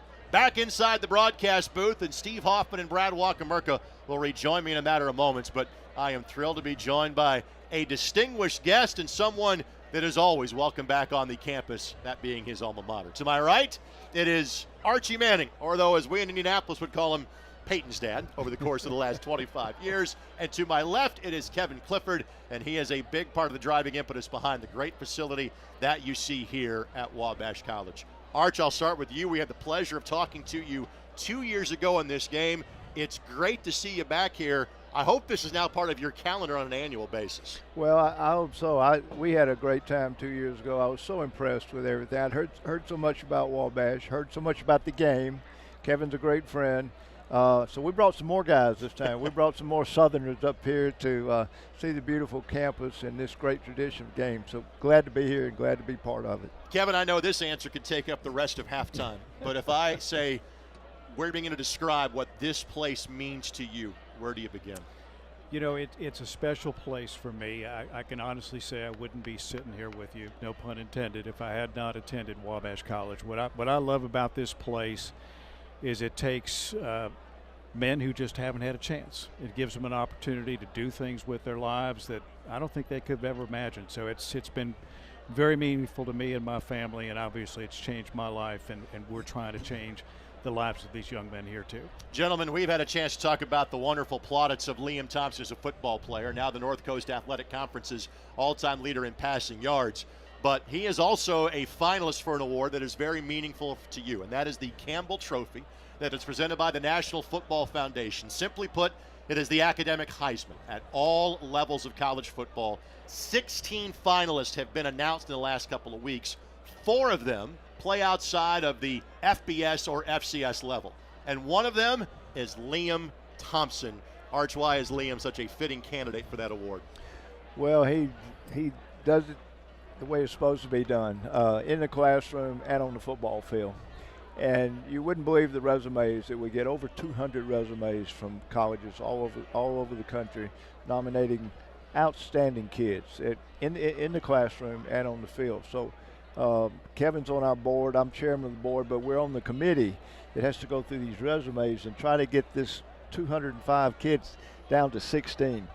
It's virtually impossible. So many of these kids are working on second, many times a third degree. So it's a wonderful honor for Liam. It's wonderful for Wabash. He's so qualified, and he's just an outstanding young man. Everybody should be really proud of him. And frankly, Liam has become a family friend of the Mannings. He has worked the Manning Passing Academy the last couple of summers. I know that you kind of helped nudge him this direction towards Wabash College as well. Well, we did, but he's worthy of this award. We couldn't do anything there. He did. He did it on the field. He did it in the classroom.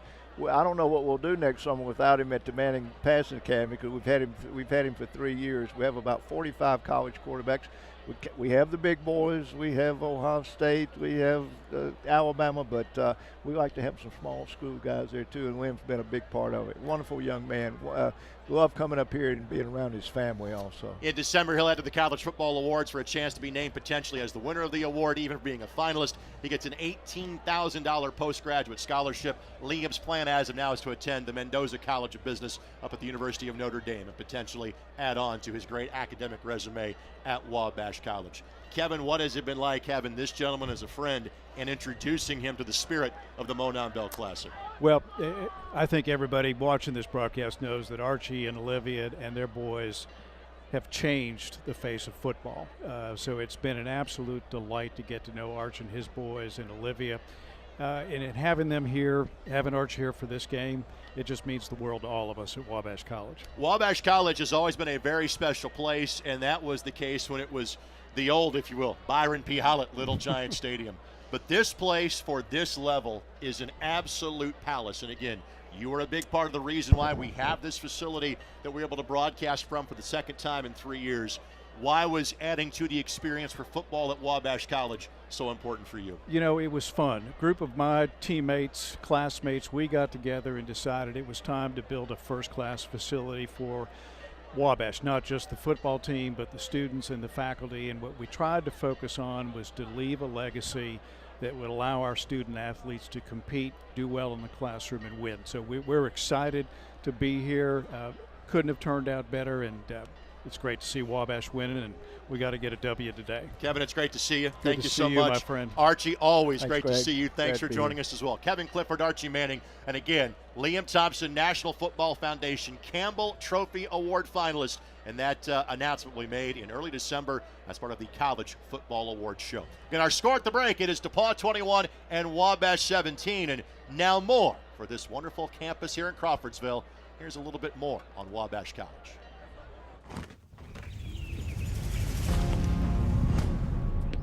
Philanthropy is central to everything we do at Wabash College. It's hard for me to imagine a Wabash College without the generosity of our donors. Giant Steps has allowed us to see a different vision. Giant Steps gives the campus the opportunity to have choices, to make our decisions about what we want Wabash to be, to set our own destiny. We've always been strong financially, but this is a time to really cement it. When I first heard the goal would be $200 million, I thought, the college has never done anything like this before. It was a big goal, a big challenge. But we also felt like we were coming to a real critical point. I've seen the loyalty the alumni base has to this college. I've seen how committed our board is, how committed our administration is to set out to accomplish the goals that we set for ourselves. I didn't see that there was any way we wouldn't be successful.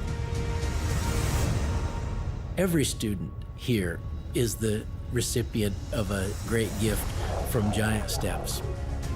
Giant Steps has built new buildings on this campus.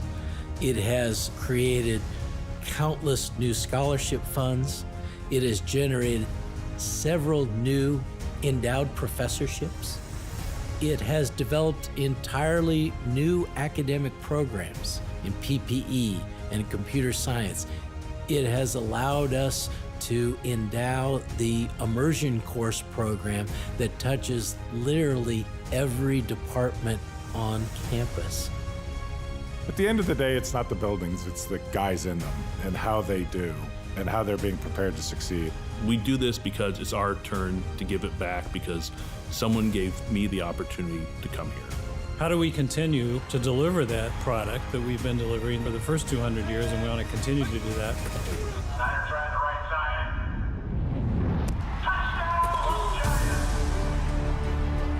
We've stayed true to our mission to educate young men, to think critically, act responsibly, lead effectively, and live humanely. Something magical happens here. These young men come here and they not only get a great education, but they also learn how to be gentlemen. My job is really to think in the long view and to try to change these young men's lives. by expanding their horizons and elevating their expectations for life. It's a place where young men can grow up and learn the skills necessary to go out and have an impact on the world after they graduate. I think the importance of the Giant Steps campaign is to ensure that this college is strong so that it continues to serve young men. When you think about all of the things that Wabash men go and do after they graduate, why would you not want to be a part of that? As we move to the bicentennial of the college, we just want to make certain that the endowment is secure, sound, and solid. We want to make certain that there's enough funding for the college that we can withstand the perils that might be out there that we haven't even considered. We can move from this campaign, build on this campaign, keep the momentum going. That's my hope.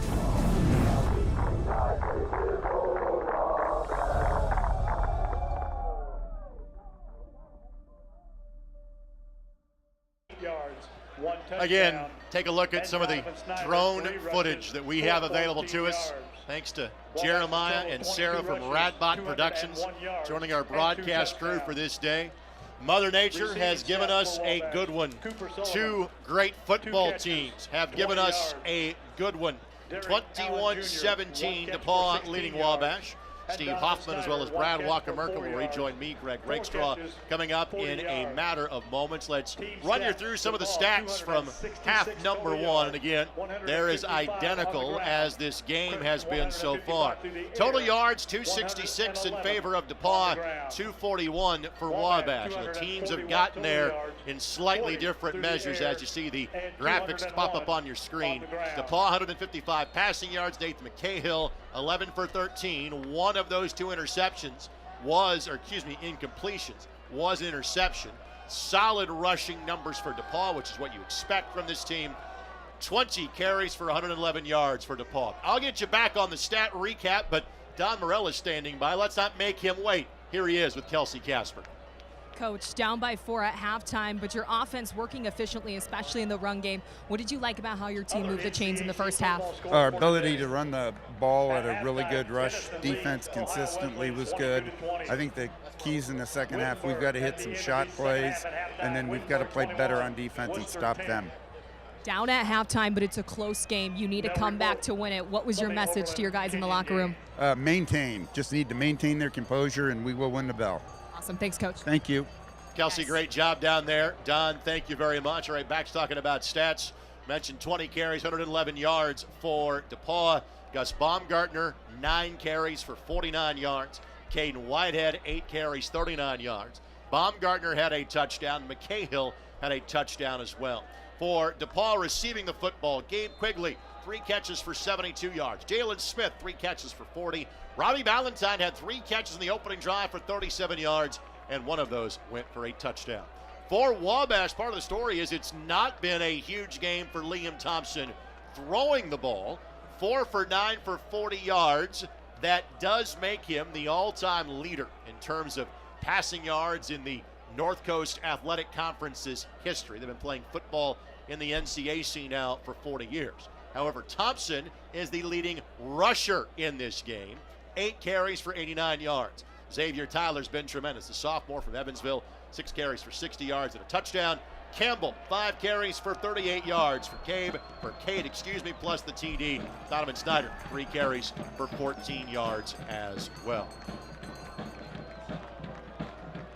So Wabash back on the sideline. DePauw just starting to make their way out from the locker room. With that, let's show you our highlights as to how things played out here at half number one. Well, I don't blame our director, Jordan Shue. That's a great looking shot.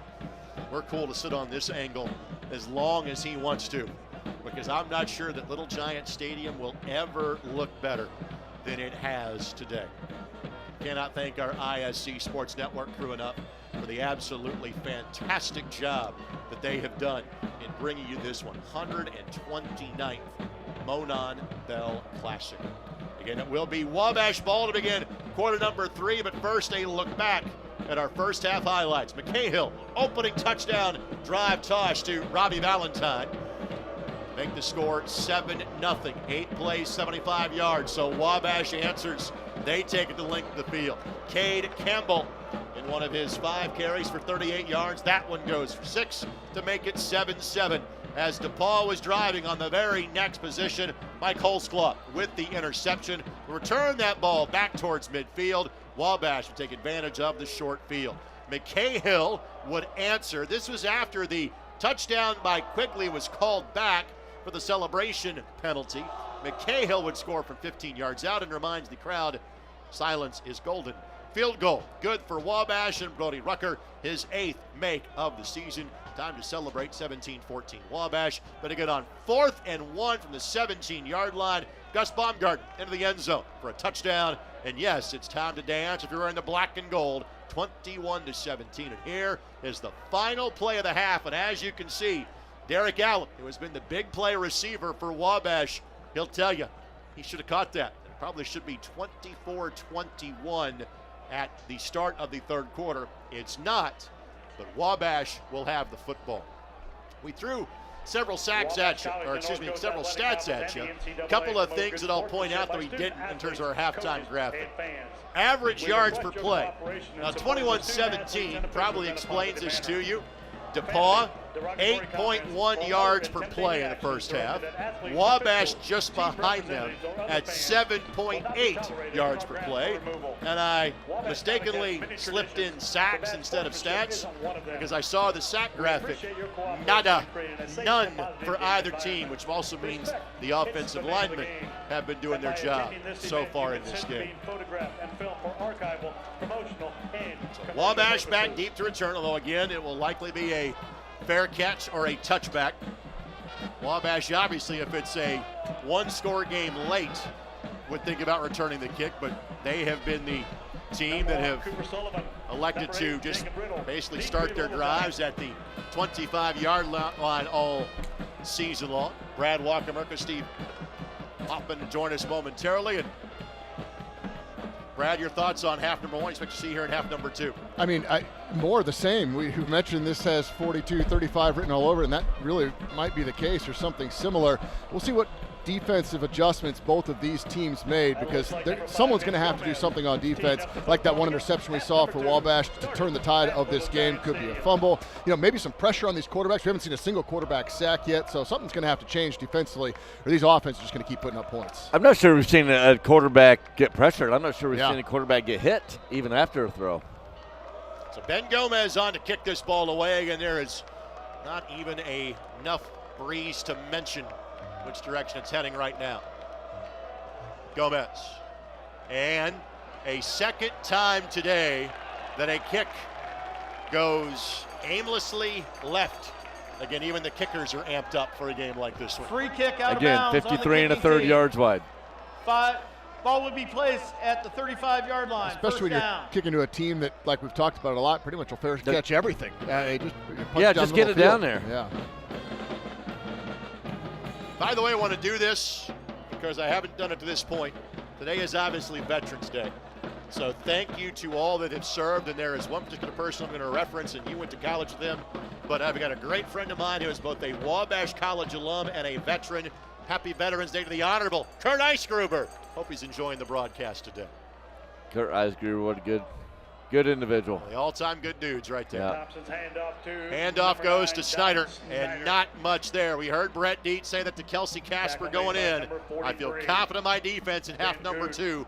First play so good, no gain. Yeah, and I mean, we saw DePauw real early, was able to stop the run maybe the first couple of plays, and then Liam Thompson really just turned that on its head. And so Brett Dietz and company made some adjustments. We'll see what those are here quickly. Sullivan, the man in motion.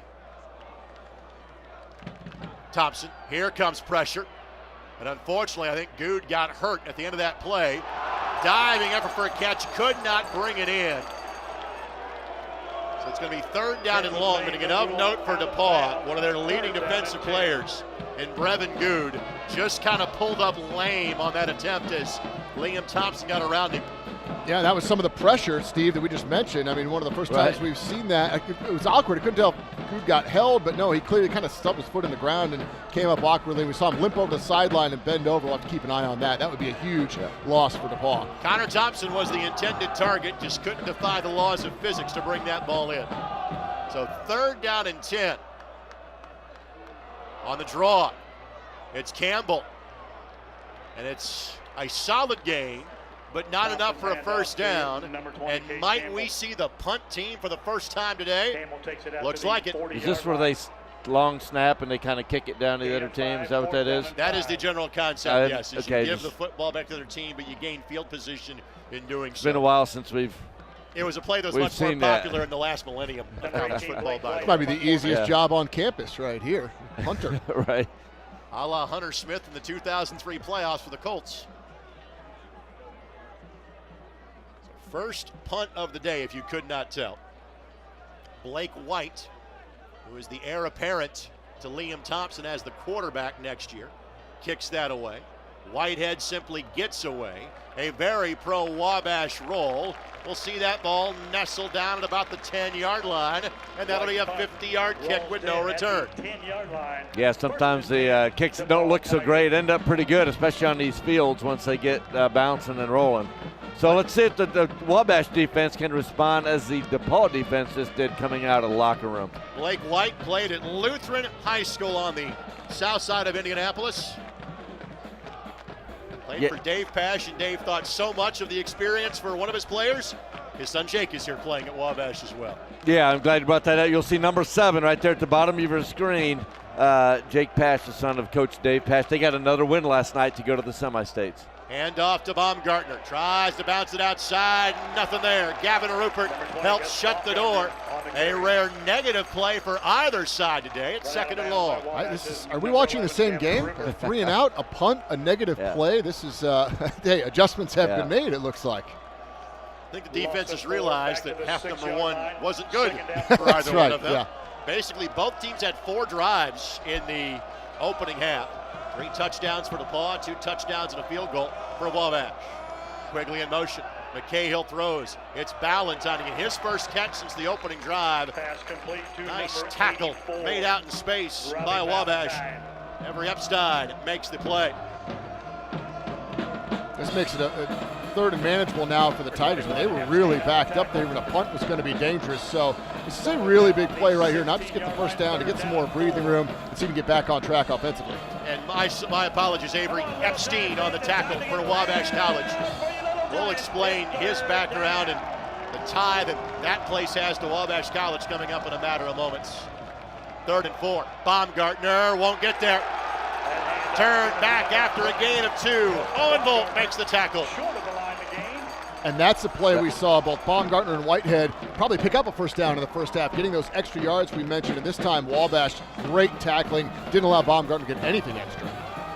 So Bolt gets the stop, and here comes DePauw to punt the ball away. Let's go back to Avery Epstein, one of several players from the Bowles School in Jacksonville, Florida, that have made their way to Crawfordsville. The Bowles School in Jacksonville, Florida, of all places. Cooper Sullivan, kind of one of the first to come. We have brothers Will and Ben Netting, Avery Epstein, and it's funny how you get, school like that, a trail of kids coming, and they just kind of follow each other. So DePauw to punt the ball away.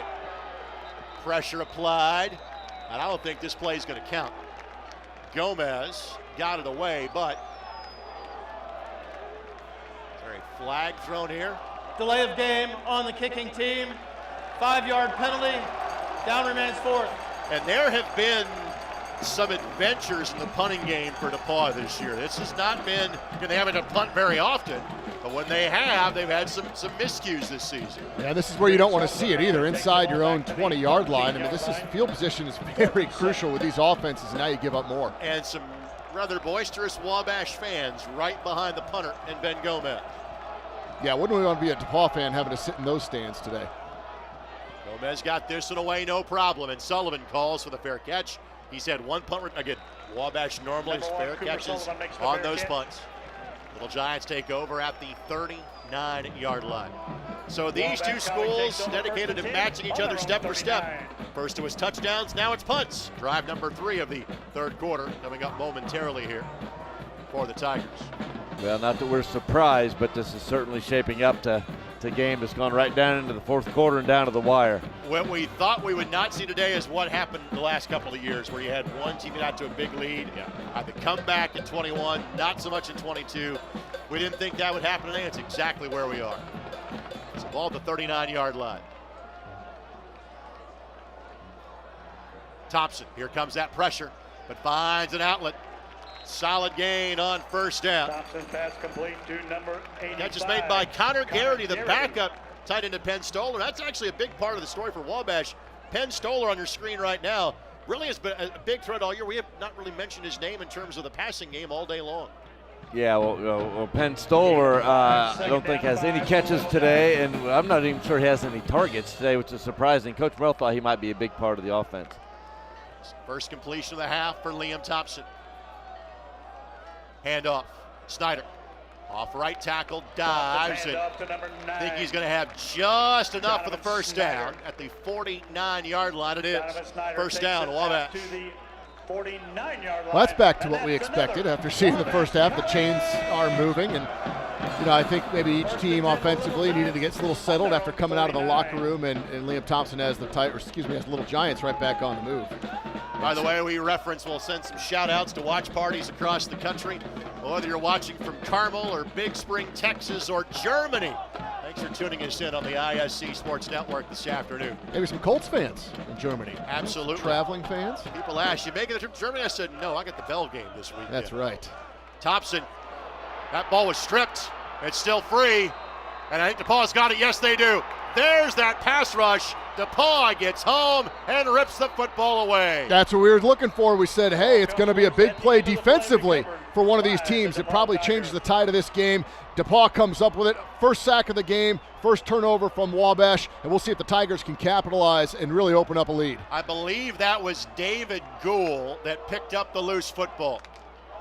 Joey Rowland amongst those that got there. Defense number 3, 10-yard penalty from the previous spot, automatic first down. But as you can tell, holding in the defensive backfield wipes away the turnover, and what a momentum change in this one. Wow, yeah, you're not kidding. I didn't even see the flag. I was looking to see, what kind of defense the Wabash is going to run out onto the field, and I was watching the replay of the fumble. But those are just killer penalties on those defensive holds. Matthew Coombs, the guilty party. He's a junior from Bishop Chatard High School. So reprieve for number 2, Liam Thompson. Let's see if he can take advantage of this with he and the Little Giant offense. You see that a little more often when the quarterback's really back there in the pocket for a while. That pass rush got to him pretty quick, so that hold must have happened pretty soon after the line, out of the line of scrimmage. 6-man box for DePauw. Thompson will keep. Great job to make a tackler miss, and another, and a first down, and bouncing outside. Thompson stepped out of bounds at the 10-yard line. First and goal, Wabash after a gain of 32. What's amazing, a couple times in this game we've seen some big penalties, and right after those penalties, some really big plays. When DePauw had the touchdown wiped off the board 2 plays later into the end zone, and now 1 penalty and a big play later in Wabash is first and goal. Talking about showcasing his running ability, I mean, he made a guy miss for a 3-yard loss to cut inside and then make the cut back, looking like a running back on some of these runs. Now a whistle comes in. And we'll listen to Pete Hampton's call of a potential penalty. The clock was stopped for an injury for number 2. He must set out a play. So Liam Thompson has to come out. So with that, again, we reference the punter, Blake White, who is the backup quarterback for Wabash. I want to point this out. DePauw had allowed 416 yards rushing all season. Wabash has 243 yards rushing today. Handoff goes to Snyder. That handoff Snyder is to number 9. Runs through contact, picks up 2 yards, and Liam Thompson will come right back in. Greg, you mentioned the Monon telecast parties. There are 44 of those around the country that are organized with Wabash and DePauw fans. Those are Wabash ones, 44, but most of those are with DePauw fans, and all around the country, all of them watching us on this broadcast and watching a great game in front of them. We're hoping we're giving you a slice of home from Western Indiana on this gorgeous late fall day. 2nd and goal, 7-yard line. Thompson looks. Buying time. Will run. Flag comes down late. Thompson the end zone, but this is likely coming back for a hold. The celebration is brief, and it will be assessed against the Little Giants. Yeah, it was a pretty blatant hold there on the right side of the line, but still, I mean, even looking at that play, Liam Thompson is doing anything he wants to on the ground against DePauw, even after he gets across the line of Holding, scrimmage. offense, number 77. 10-yard penalty from the previous spot. Down remains 2nd. The player that was being held for DePauw is Ethan Lowry, one of the numerous senior outstanding defensive players on this DePauw squad. Senior from Heritage Christian High School. 2 big penalties on this drive. Think about it. We had the defensive hold on the DePauw turn when DePauw got the fumble recovery. They kept the drive going. Now a score nullified by the penalty. I'm not saying they're wrong at all. I'm just saying there are 2 big penalties, 2 big fouls on this drive. 2nd and goal, 17-yard line. And a little option. Thompson will keep. Thompson picks up 5. 3rd and goal from just outside the 12-yard line. And again, Wabash will take the field goal if they have to here, but I think DePauw would breathe a sigh of relief if this drive ends with the Tigers still up in front. Well, especially after you thought you had the ball in Wabash territory following a fumble, but that penalty negated that. Good job at DePauw defending that. We saw that run for a touchdown earlier in the first half by Wabash. That time able to contain Thompson nicely and take away the option pitch. Wabash 4 of 6 on 3rd down tries in this game. 0 of 1 so far in the 2nd half. We didn't get that high percentage, though, on 3rd and goals from the 13 very often. Fair point. Thompson again dropped and sacked. Rolling there again to help clean him up. Gould, who thought he had a fumble earlier. They'll both share a sack on that one. And Rucker will come on for what will be a 34-yard field goal try. Well, that's a nice response by the DePauw defense. They have to be happy. What a letdown after that penalty, but to have Wabash 1st and goal, push him back, the penalty helped as well, but to get to Liam Thompson there. Now the 2nd time they've been able to get to Thompson on this drive. Already a make. His 8th this season. The native of Oklahoma. Snap back. Plenty of leg on this one, and the fans behind the goalpost tell me all you need to know. It's good. DePauw's lead is down to 1. Midway through the 3rd quarter, 21-20 in the Monon Bell Classic. You're watching on ISC. One of my favorite things to do is to take our young men abroad to show them the world. Thanks to the generosity of John and Diane Schrader, we'll be able to go to still more destinations, take more students, and ensure that every Wabash student has a life-changing experience. The distinctive aspect of a Wabash immersion course is it's not just a trip, it's a course. When we encounter Greek texts or Latin texts in our classroom, they're just words on a page. When you go to Italy, you get to experience this stuff, walk on the same stones, for example, in Ephesus, as Wabash students did, that St. Paul walked on. Learning doesn't stop when we end time on site. Students are learning when they are on public transit to another archaeological site or to a church. It continues over meals. These trips will really change their perspective on how Americans are global citizens.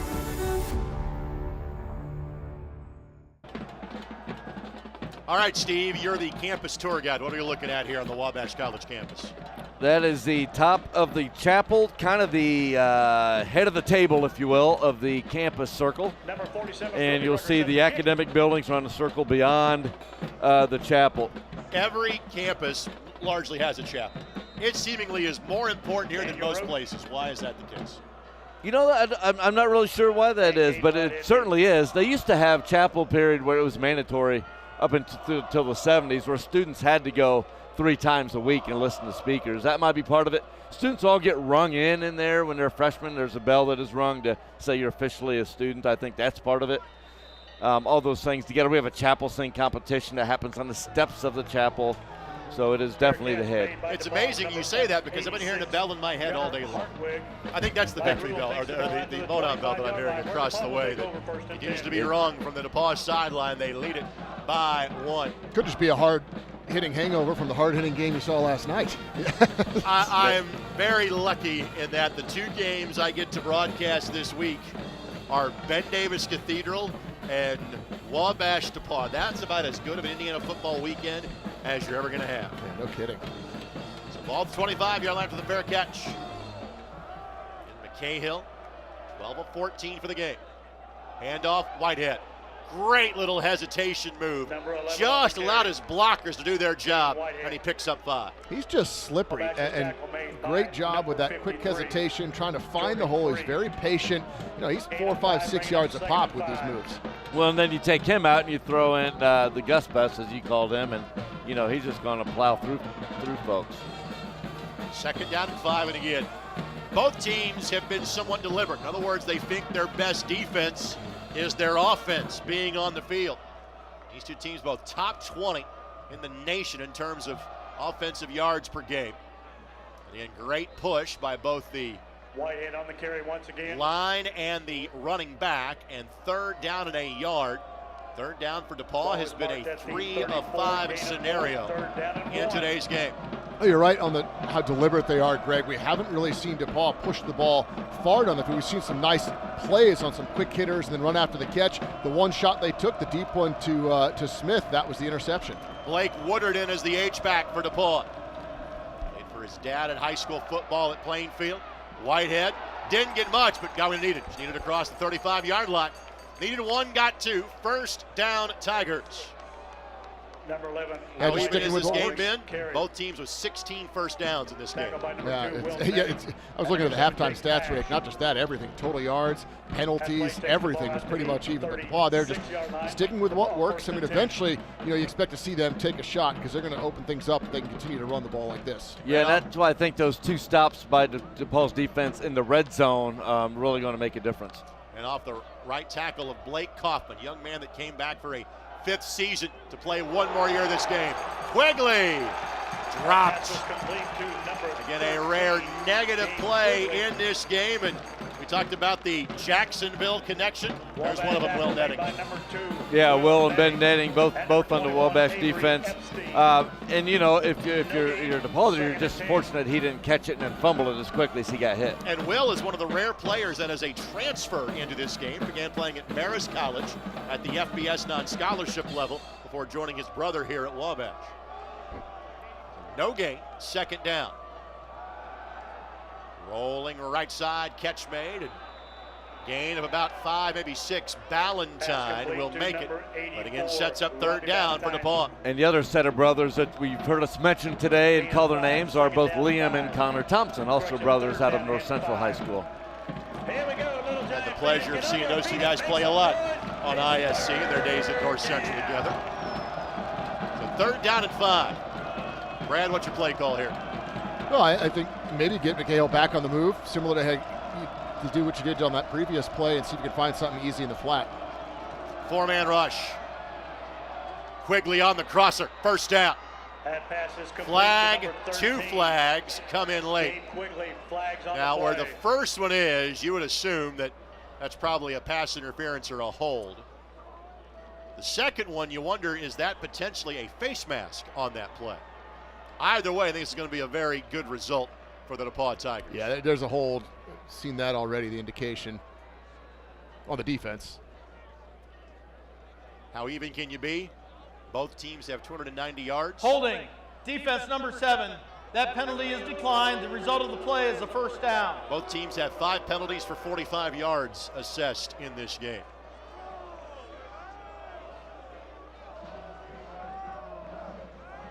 Yeah, the stat line is pretty remarkable, looking down through the team stats. 9-yard line, 1st and 10 Tigers. Tackle made by Holsclaw.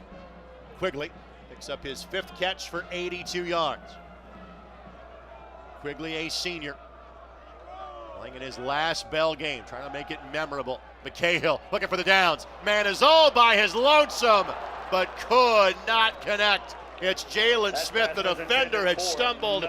He could have walked in from there with a touchdown. And McCahill was the first one to know it, to jump up and down, to be upset with himself. And it takes a good arm to overthrow Jalen.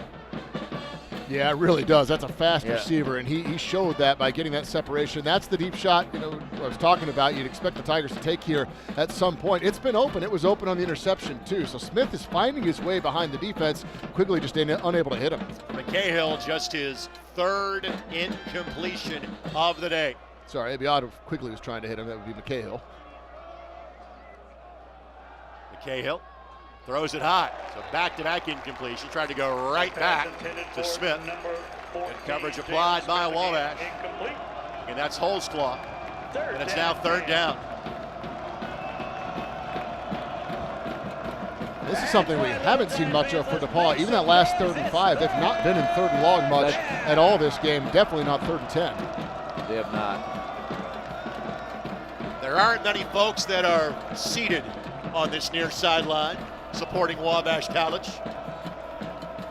And this is in that funny territory. The DePauw's likely thinking, let's just get a chunk. It's a 4-down territory position.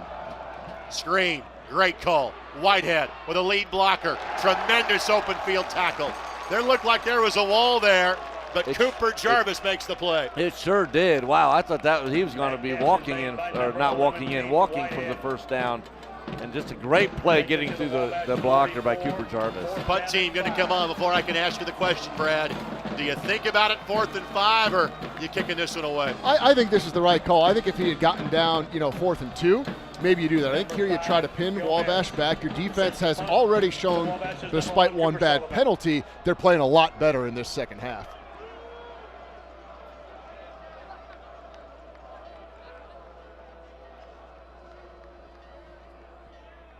Angled punt. Sullivan calls for a fair catch. And this one at the 13-yard line. Yeah, I like that move by Coach Dietz. I think you pin Liam Thompson and the Little Giants back deep. Your defense is playing better. You see what they can do here and maybe get a 3-and-out and get the ball back quickly. All right, let's go to the sidelines. Kelsey Casper's got an injury update for us. Kelsey, go ahead. Yeah, guys, couple updates from the DePauw sidelines regarding injuries. Brevin Good, the senior linebacker, went down in the opening drive here in the second half. The trainers were really working on his right knee. Several minutes spent on the trainer's table and players coming over, patting him on the back.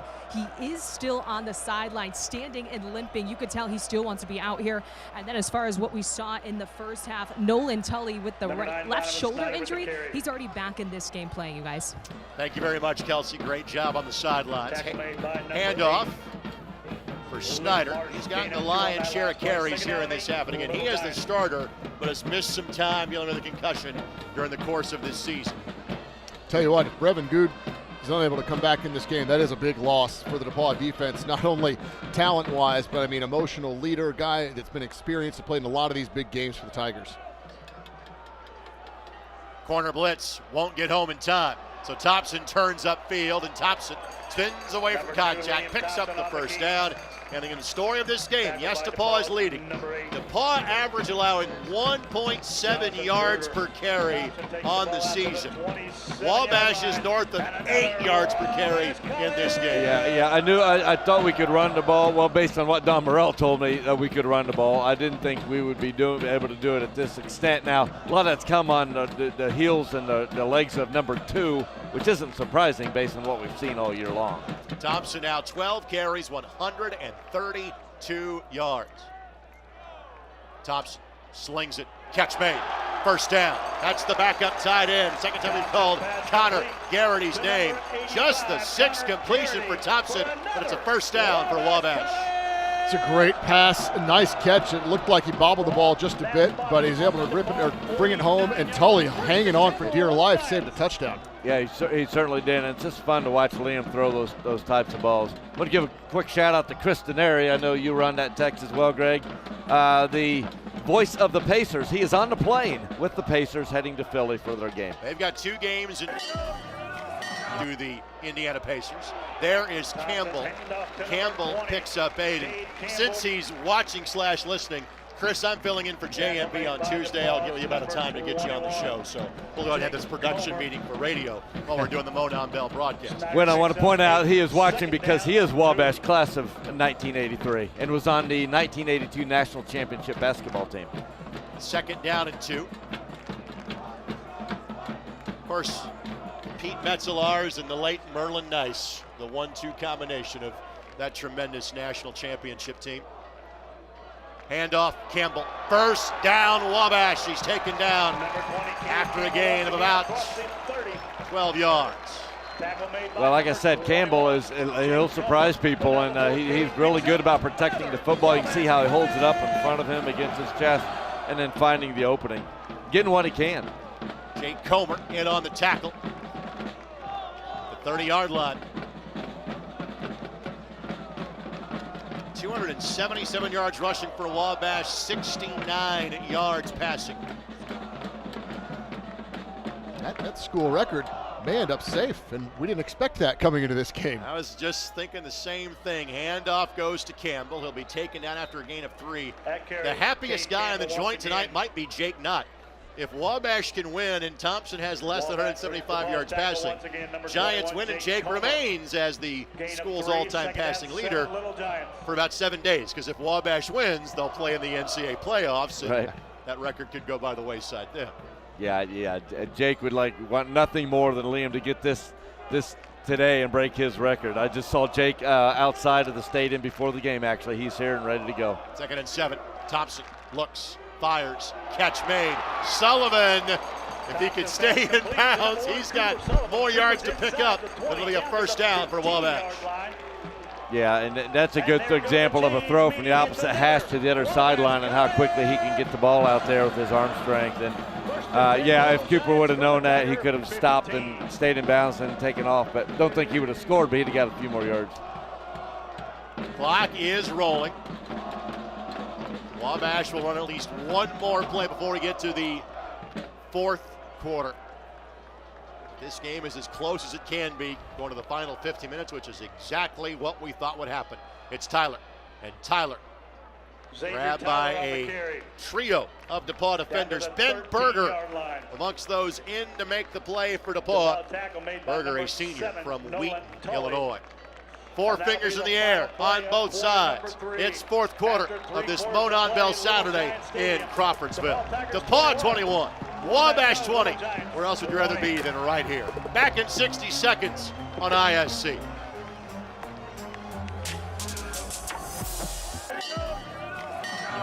Do you have what it takes to be a Tiger? Join Team DePauw, where academic excellence meets athletic prowess. With world-class facilities, we provide the best opportunity for your success. Our dedicated coaches and staff foster a winning culture. At DePauw, we're not just successful in the classroom. We win conference championships and crown national champions. Join us at DePauw, where you can roar your loudest. Come visit us and be a Tiger for a day. We are Team DePauw. Welcome to DePauw University, where our campus is a blend of tradition and innovation. It is on these hallowed grounds that we have earned a place among the nation's 50th most beautiful campuses, and we are the #1 liberal arts college in the state of Indiana.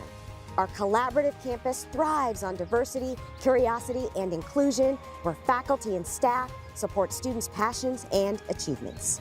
Be a part of something bigger and roar with pride. We are Team DePauw. Whether you are watching us from California or South Africa or all points in between, thanks for spending part of your Saturday afternoon, Saturday evening, Saturday morning with us on the ISC Sports Network. Greg Rakestraw, Brad Walker-Merca, Steve Hoffman, and Kelsey Casper. 4th quarter, here we go. 21-20, DePauw leading Wabash. 2nd and 8, 13-yard line. Tyler, handoff, plows forward, give him 3, and it's going to be 3rd down. Yeah, I think you're 4-down territory here, no question, at this point, barring something unforeseen or some negative yardage here on 3rd down. DePauw really trying to dig in here and be a huge stop if they can make it. Yeah, although if you don't get any yards here, if you're Wabash, I mean, you're probably kicking to get the lead. You got to get to, I think, a fourth and maybe even one or less to go for it. Play clock is at 10.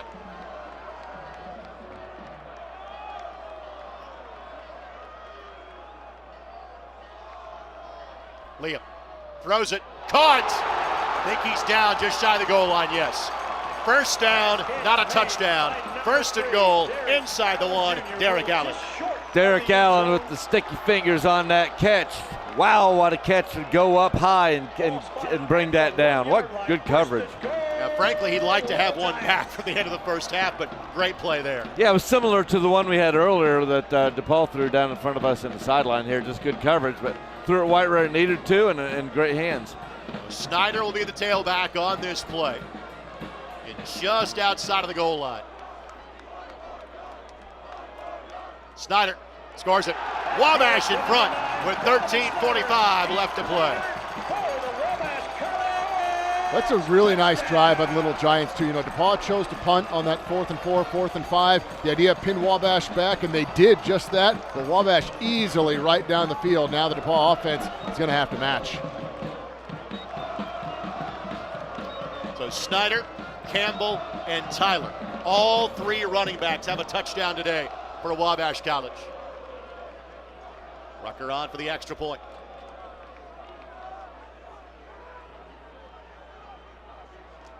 Adam Mullett, the holder. And the kick is good. 27-21. Little Giants lead. 13:45 left to play. DePauw looks to start the comeback when we come back on the ISC Sports Network. The DePauw School of Business and Leadership is different from many other collegiate business schools. Our SBL serves every student at the university. The fact that we have a school opening to enhance this existing strength that DePauw has held since its inception is a guarantee that the legacy will continue. We're taking a holistic approach and integrating the school throughout the learning journey so that we can produce highly valued, distinctive educational experiences. When I think creative school, I'm thinking of traditional fine arts training. With the new degree programs in music, we will more easily be able to connect students to music and another discipline. A co-curricular musician is a term for a student who is not majoring in music. They could be on a sports team as well as be in an ensemble, so they don't have to choose one or the other. A 6-point lead for Wabash, 27-21. This may easily come down to who has the ball last. Rucker set to kick. You know you've made it when you get your own graphic in the Monon Bell broadcast. The Sphinx Club. That's right. Those guys are special around here, and you know, Wabash's own Spirit Club and the well-known red and white striped overalls. It's a much more comfortable day for them to be wearing those than some Monon Bell games like past. Last year. Yeah. More comfortable. I'm guessing we would have seen the exact same thing though last year, right? Oh, I'm Absolutely sure. We did. Another short kick. Whitehead will bring this one back from inside the 20. Bounces it outside and will be taken down at about the 36-yard line. And again, Whitehead, 39 yards of return. It's why he didn't fair catch that. Yeah, I can't imagine why Coach Merrill didn't want to kick the ball to number 11. Yeah, he's impressive. 15-yard return, but it's ball on the 30. So Brad, what do you think we see here from DePauw? Not just the end result, but how do you get the job done if you're the Tigers? Well, I mean, they were moving the ball, running it, and then, you know, they overthrow on Smith, I think, on first down, and led to that eventually long third down after an incompletion on second down. So I'd expect the Tigers to come out and see what they can get on the ground here. Those quick passes have worked, and see if they can work it down the field that way. Quick hitter. It's Whitehead, and Whitehead, pass complete to it's out to about the 42-yard line. Let's go to the sidelines. Quick report from Kelsey Casper. Yeah, guys, a bit of reaction after that Wabash touchdown to take the lead. Quarterback Liam Thompson came off the field with a straight face, acting like he knew this team was going to get that score, but don't let that fool you. The energy from this sideline is unmatched. Two phrases this team keeps saying: finish the job and keep going. 2nd down and 5. Just going to see the speed at which both these teams move. McCahill pulls. Catch made. Ballantyne makes a defender miss. First down, Tigers at the 46-yard line. A gain of 12 yards. Yeah, again, quick hitters. We've seen it on both plays. Ballantyne nearly dropped that. It might have actually helped him. I think it caused the defender to hesitate a little bit. We've seen a few of those kind of quick curls or quick hitches where the DePauw receiver then able to break a tackle and get some good yards after catch. By the way, fumble Ruski, not a legal play for a wide receiver. Right. Running back, it works. Wide receiver, not so much. That's what receivers like to call it when they don't catch it cleanly, the fumble Ruski. We try to make references from all decades on the broadcast. 1st and 10. Roach, the man in motion. McCahill, here's pressure. Somehow avoids it, gets it to Whitehead, and what looked like a sack is going to be awfully close to a first down. We'll see where forward progress is given. Where they mark it now, they'll give it to him. Yep, 10-yard pickup, first down Tigers. Mark that play, depending on what happens the rest of the game, because that looked like a sure sack, the first of the game for Wabash. McCahill somehow gets out and still knows he has a receiver right there. And again, the slipperiness by Whitehead to get a ton of yards after catch or after contact. And tackling were the keys to the game for DC Mike Ridings, and missed 3 of them there. Handoff, Baumgartner. All kinds of room. Baumgartner spun down by Jarvis, but not until the 19-yard line. Give him 17, another first down. Well blocked up front by that big DePauw offensive line. Not surprised to see him go on the ground there after a bunch of those quick hitters, successful, kind of spreading that Wabash defense out, and you run it right up the middle. Again, boys, it could be who has the ball last today. 137 yards rushing. Baumgartner has 64 of those. He had 155 in the Bell game last year. Baumgartner again, similar result, still going, powers through to the 5-yard line, a gain of 14. Well, there's that Gus Bus we were talking about. I mean, this is the guy I mentioned at the top of the broadcast. He's one of those runners that I think just gets better as a game goes on and you feed him. Now he's been able to stay fresh because of how much Whitehead's been involved. A pretty fresh Gus Baumgartner in the 4th quarter of a football game. That's a scary thing for the defense. 1st and goal at the 5-yard line. 363 yards of offense for DePauw. 376 for Wabash. Guess who? Baumgartner again. That time disappears into the pile. He'll get 2. Well, DePauw's going right down the field like we saw quite a bit in last year's game, but and some this year as well. But with that running attack that we haven't seen them, we know they have a special running attack. Coach Riding said that their running attack is for real. They've certainly showed that off on this drive down deep into Wabash territory. It is for real because that offensive line is real big. Oh, they may that get running back is men on real the field. good. Yeah, they did. Wabash has 12 on the field. Free play, Ballantyne, out of bounds. Yep, out of bounds. But we do have flags on the play. Flag at the end of the play as well. But the first flag was because Wabash had 12 on the field. So at worst, this play takes place in the 3-yard line again. We'll see exactly how it gets adjudicated here. Both penalties potentially illegal substitution on the defense, half the distance to goal, down remains 2nd. Yeah, it's just the same. 2 officials caught the same penalty. Yeah, it didn't look good for Wabash when you saw a guy coming on late, and that's only good if there's maybe 10 guys on the field, but knowing there's already 11, they weren't going to get him off in time. All inside the 2-yard line. Boy, you just can't have those types of penalties. Woodard is the H-back. Baumgartner is the power back. Hand up, Baumgartner, touchdown. An extra point could put DePauw back in front with 10:16 left to go. You don't want to see it any better than this in the Monon Bell Classic. Back and forth, anything you can do, I can do better. Tie game pending the extra point. Great response by the DePauw offense. In this era of spread it out and throw it all over the yard, We have had 66 combined rushing plays in today's game. Yeah, that's a good point. Sure didn't see that happening, especially with the offensive styles they have. Now, DePauw likes to run in all sorts of different ways, but Wabash not so much. Getting the legs of Liam really helped those stats for the men in red. Barry, it's blocked. Wow. It's blocked. And we are tied at 27.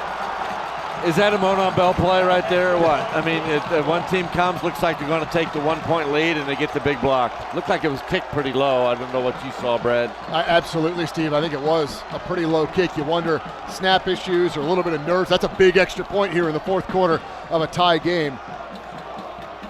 We'll take a look. And pressure from around the end. It was not blocked there. That was Owen Smith, the player that was diving into your screen. It looked low. Yeah, you saw. Look, he kind of came up to the ball almost too quickly. Like the timing was off. It kicked it really low. Kicked on top of the football. Great look from our end zone camera. Yeah. 59. That is Stephen Thomas that got his hands on it. You know, you're in there in the interior, and you jump hoping that sometime during the season, a ball's going to hit your hands because it's got to be a low kick, especially in a PAT. Those kickers want to get that ball up really quickly. Thomas, a senior from Danville. Danville, one of the many high schools that is represented on both sides of this game. Jake Comer representing Jamie Comer's program at Danville for DePauw. And this kick will easily reach the end zone. Touchback. The other connection, Jake Comer's brother, Sam Comer, is a senior basketball player here at Wabash and a starter on the currently 16th ranked Wabash basketball team. A house divided. Today is definitely a house divided. In the Comer family. Although both parents did go to DePauw, so there is a little 3-2 edge, or 3-1 edge in that. 75-25 is 75-25. That's good math. Quick math. I thought you were using that Wabash math for a minute there, Steve, and then you fixed it up. But you know what? Speaking of math, how about the fact that now we've got overtime in play? I know there's still 11 minutes to go, 10 minutes to go, but the equalizer there, I mean, this could very well be a game that gives us some extra time. Drive at the 25-yard line. Thompson on the out. Catch made. Sullivan stopped right around the 34-yard line. He'll be just shy of the first down. Gives Sullivan 9. It's his fourth catch for 41 yards. And in terms of record watch for Liam Thompson, he is 76 yards away from tying Jake Knott for the all-time school record in passing yards. And a quick explanation. Jake Knott was here for 4 years. One of those was in the Heartland Conference. So that's why Liam now has the conference record, but not yet the Wabash College record. Handoff, Snyder runs through contact. It'll be a first down. Again, great swarming stop by DePauw, but enough for the Wabash first down. 35-yard line. Yeah, and you see that more now with the tush push that made famous by Philadelphia. Not that that's what this was, but you see more and more linemen jumping in there and getting behind the running backs if they get held up and to try to push them across the line or across the first down marker in that case.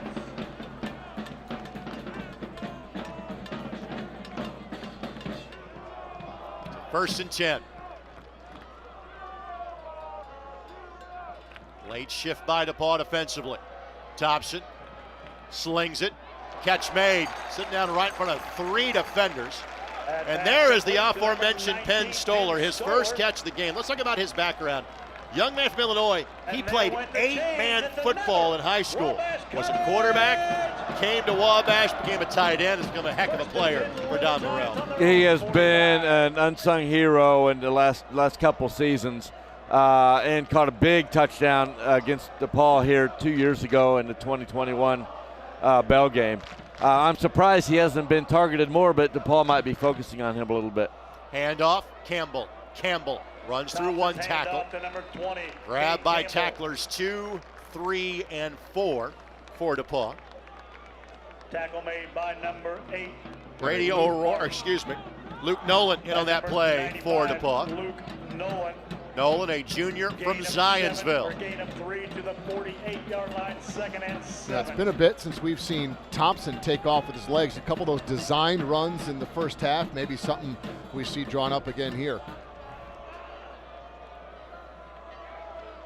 So 2nd down and 7. Sling it. Thompson down the sideline for his brother Connor, and that'll be a flag. Yep. Back in coverage was Cortez Stoudemire, and again in that case, give up the 15, not the big play. 15, yeah, it's a 15-yarder, and that's okay if you're the defense, but you just don't want to give the guy a couple steps to begin with. Yeah, Connor Thompson getting Pass behind interference, him. defense, number 6. 15-yard penalty from the previous spot, automatic first down. What's tough about that ball was so underthrown. If Stoudemire turns around, that's right in his lap. Yeah. I mean, that's an interception. I mean, I get it. You got to run with the receiver. You got to keep going with that. If he just turns around there, that's probably an easy pick. Yeah. So ball plays at the 37-yard line. You start to wonder, obviously, overtime is a possibility here. DePauw already has an overtime win against Wittenberg this year. Wabash went for 2 late to win their opening game of the season against Hampton-Sydney. Do you start thinking about those 2-point plays here late in the fourth quarter? Snyder zigs and zags and taken down at the 32-yard line, a gain of 5 yards. Tackle made by number 21. Yeah, but the running game continues strong for Wabash, and is setting everything up for Wabash today. Wabash approaching 300 yards rushing in this Monon Bell Classic. Both teams have their full complement of timeouts at their disposal.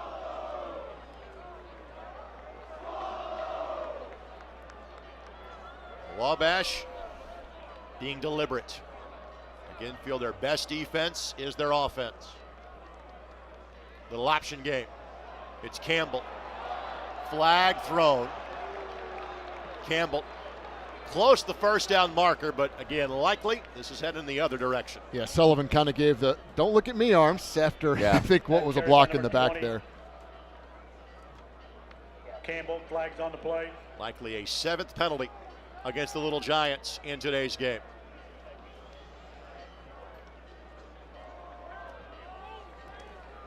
Holding, offense, number 1. 10-yard penalty from the previous spot. Down remains 2nd. 2nd and long coming up. Feels like every penalty has been big in this game. You know, we haven't had a lot of offsides or a false start that hasn't really had a material impact. All of the penalties in this game have been huge. Well, 2 penalties have called back touchdowns. The unsporting on DePauw, and then the offensive penalty by Wabash on the hold. And then one was on that fumble recovery by DePauw. A couple holds on Wabash, knocking them out of field goal range or threatening to. Then the pass interference. Thompson will go down. A sack. Thompson dropped in the There have been very few of those today. DePauw gets home. Siebel makes the play. Just a killer play for the Wabash offense. Now you're looking at a 3rd and almost 20, little less than 20. And you were in field goal range, or getting close to it anyway, in a tie game. And that looked like a designed run that time for Thompson. I think it was. I think so. DePauw just stayed home and able to make that play.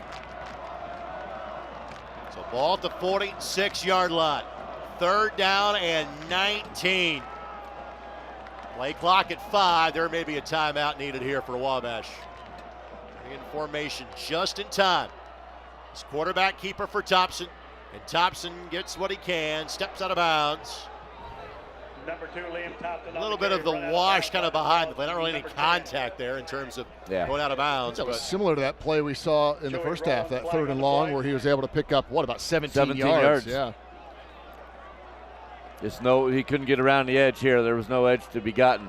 The Paul defense did a good job of stringing that out. There's some conversation going on over here. I don't know what that is. I didn't see any. Was there a flag late? Let's see. There is no foul for illegal substitution. The player got off the field in time. Gotcha.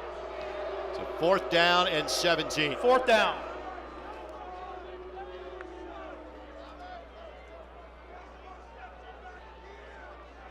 And here comes the punt team on. Yeah, you just the 2nd time we have seen that.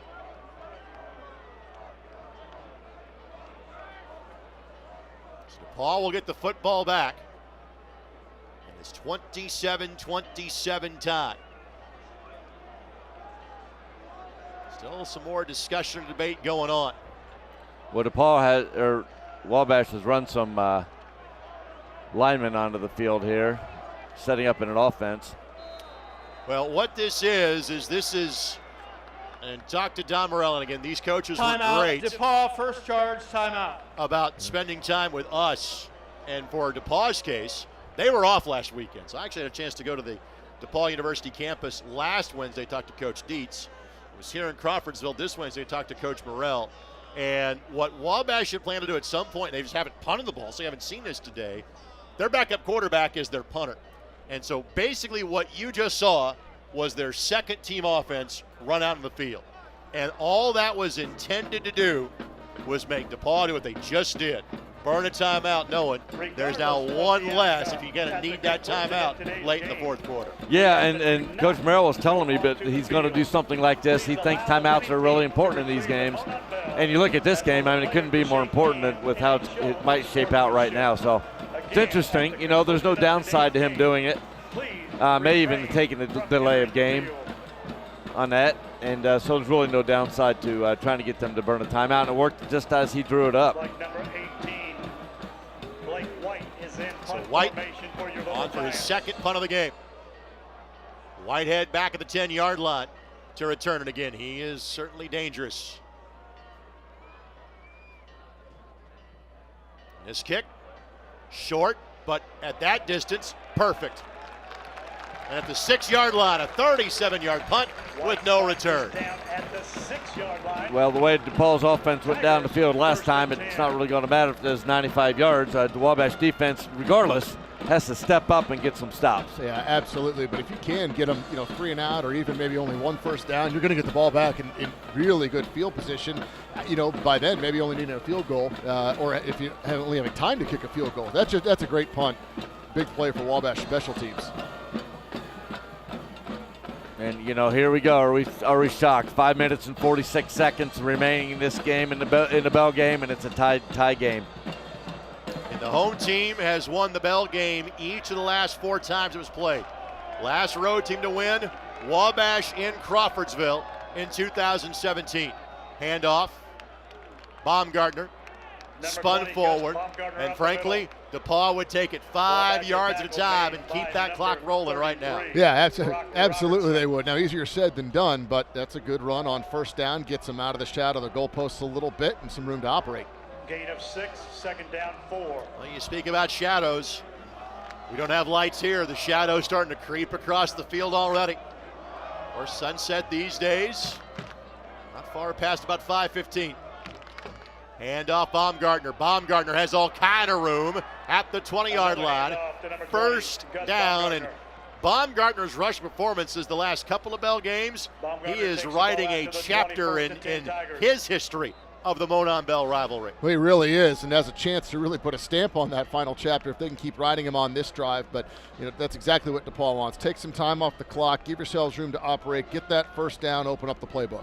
Again, this game is a season unto itself. This is how the measuring stick is for each of these two schools. But winner of this game represents the NCAC in the NCAA playoffs. McCahill just a bit high, dinner for Ballantyne.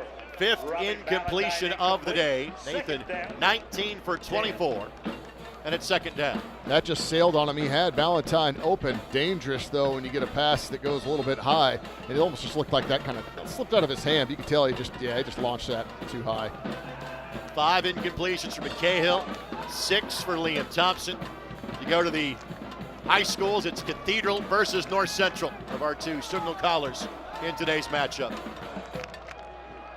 Fake the handoff, it's a keep. McCahill gonna run this side.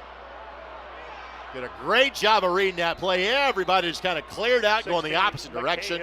And McCahill will scamper for a DePauw first down. And McCahill just directing his offense. His receiver, Jalen Smith, out there basically said, "Go block, I'm coming, buddy." And Smith did a great job of turning around and getting the block to open it up downfield. Brad, I think that was as much to kind of deke the defensive backs, thinking he's going to throw the football. Yeah, I thought the same thing when he first pointed, Greg, and I was curious. I started watching Smith to see would Smith run or block. So whatever the signal was intended to do, it worked.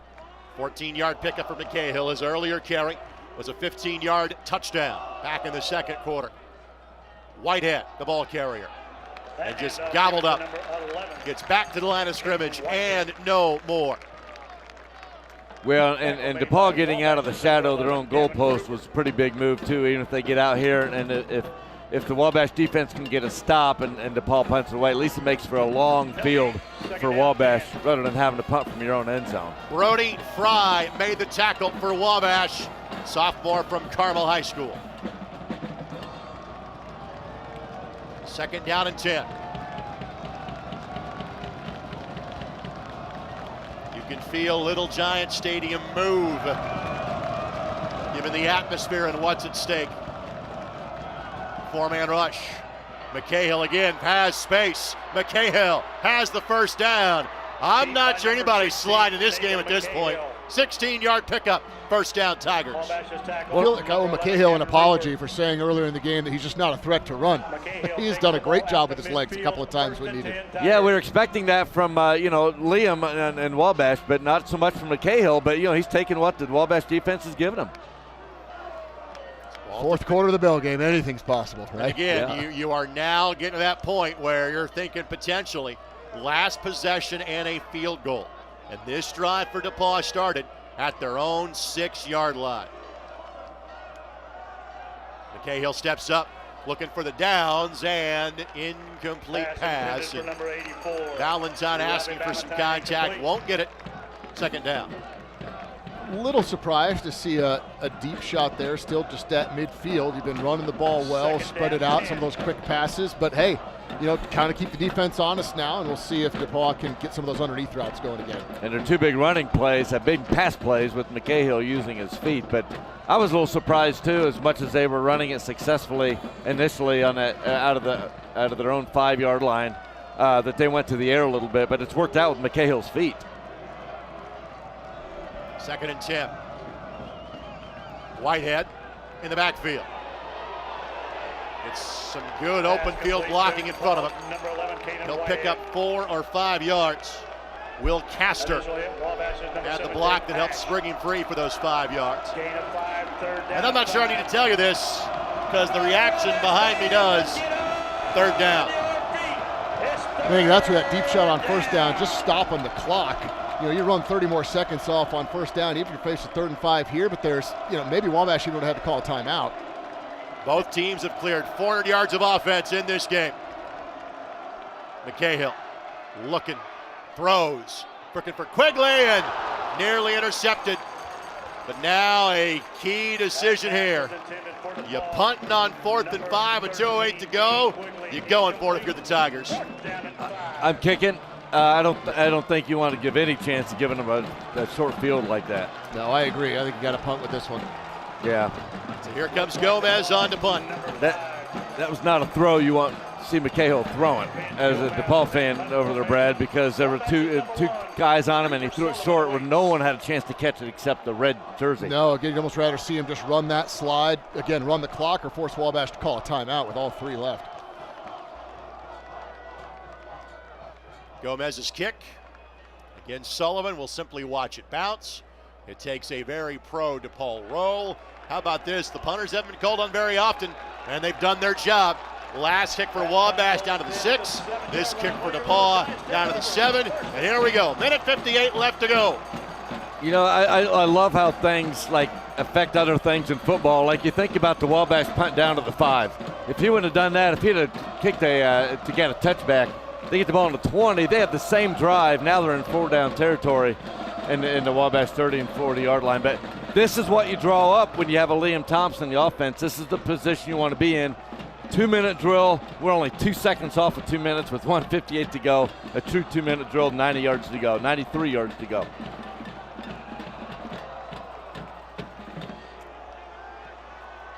So 1st down and 10.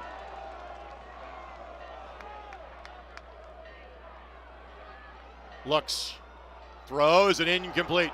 But a flag comes in. And this will likely be a 1st down for Wabash. Yeah, looks like a defensive hold, 1st down. Pass interference, actually. So 15 yards and a 1st down. And Wabash has all 3 timeouts remaining. Pass interference, defense number 3. Ball is placed at the spot of the foul. automatic first down. They have made both field goals attempted today. Puts the ball up and tight for the Wabash 18-yard line. That blocked extra point looks absolutely massive at this stage of the game.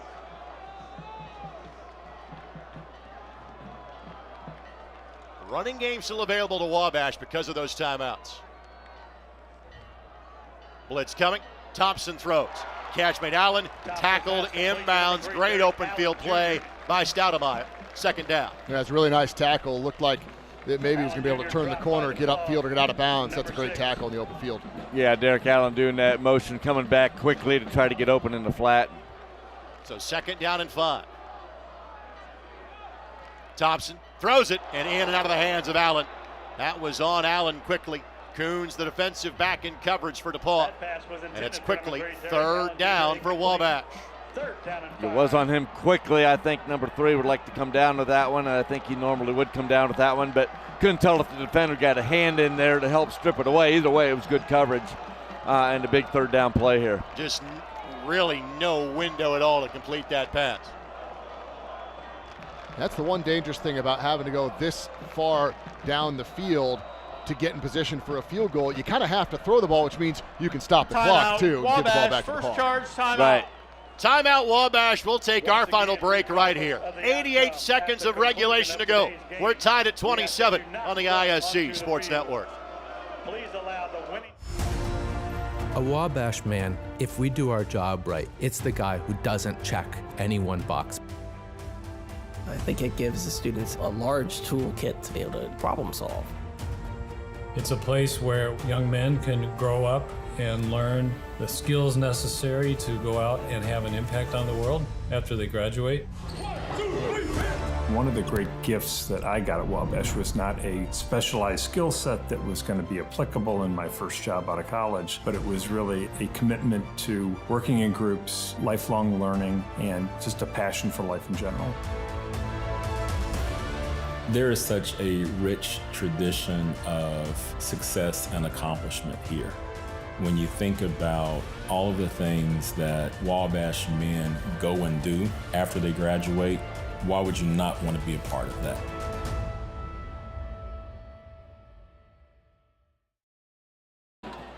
Cannot thank our tremendous ISC Sports Network crew enough. Tremendous job by our crew all day long. We've had a great script to work with. Tied at 27, 88 seconds left to go. Third down and 5. Wabash their own 23. Thompson looks, will run. Thompson looking for the first down. I think he's short. Yeah, I think he's short. Well, that's the one great part about being right where we are in the broadcast booth. I mean, that's literally sitting right across from us. I think he's short, by about a yard. Jonathan Bruder made the play, and now if you're DePauw, you're calling a timeout to stop the clock. They haven't just yet. Gamesmanship here, right? Don Morell keeping the offense out, making DePauw think and let that clock roll. I think I'm still burning a timeout if I'm Here it DePauw. comes. Here it comes right here. So timeout taken by DePauw. We reference an overtime victory that DePauw has earlier this year. That was against Wittenberg 2 games ago, October the 21st. Timeout. DePauw, second charge, timeout. Please reset the game clock to 1 minute. 1-0-0. So 4 seconds will go back on the clock, and that was the first overtime game that DePauw had played in 15 years. This game in and of itself, we didn't start having overtime in regular season college football till 1996. This game has ended in a tie on 9 times. It obviously won't today. The last time that happened was back in 1980. I can't imagine Wabash isn't going to punt here, but Coach Morell is just known to do some strange things in this situation. I can see he sent the offense on the field here. I just got a feeling maybe try to draw him off. Yeah. Maybe do a quick kick with Liam backing off and trying to get a big punt down there. I don't know. Maybe going for it. We'll see. 4th and 1. Thompson will pitch it right side, first down. Wow. What a call. 4th and 1 at the 27. Wabash goes for it, and it's first down. But again, clock will restart soon. Wabash does have 2 timeouts remaining. That's just a great call. Everyone ready for something up the middle, or even maybe just the hard count to try to draw DePauw off sides. You get them frozen a little bit, and you get that yard. The guts of a burglar on that one. Thompson has plenty of time. Pocket collapses. He'll get back to the line of scrimmage. And now here comes a timeout for Wabash. So Wabash with one timeout remaining. Timeout, Wabash, second charge timeout. Want to thank our spotter, Jared Thomas, who has been our extra set of hands up here in the booth. I wanted to make sure we had clarified this before we said it. The Bell game has never gone to overtime. We are potentially 36 seconds away from that being the case. That's still an eternity for all kinds of wild stuff to happen in this game, but it is getting close. That's surprising, although, I mean, there has been overtime for a little less than 30 years, probably maybe 20, but still, that is surprising as close as these games can be. DePauw's really not allowed Liam to get as many yards lately as he was earlier with his legs. And then the one where to set up the 4th and 1, very good tackle on Liam. I thought he definitely had the edge on that. So they're just tackling him better than they were earlier in the game. 36.4 seconds left. You're thinking about a field goal. Probably need another 40 yards to think about it if you're Wabash. Rucker has not made from outside of 40 this year. You'd think maybe you try one from 50 and in, frankly, at this point. 4-man rush. Thompson throws. Incomplete pass. Stoller was the target. You got to remember, too, how close that Hail Mary was at the end of the first half. So that's a weapon. That's an option. I mean, I know there's a lot of Lady Luck involved in that, but that was right off the chest in the end zone of the receiver. And I would say you're probably 20 yards away from having a legitimate shot at one of those. Yep.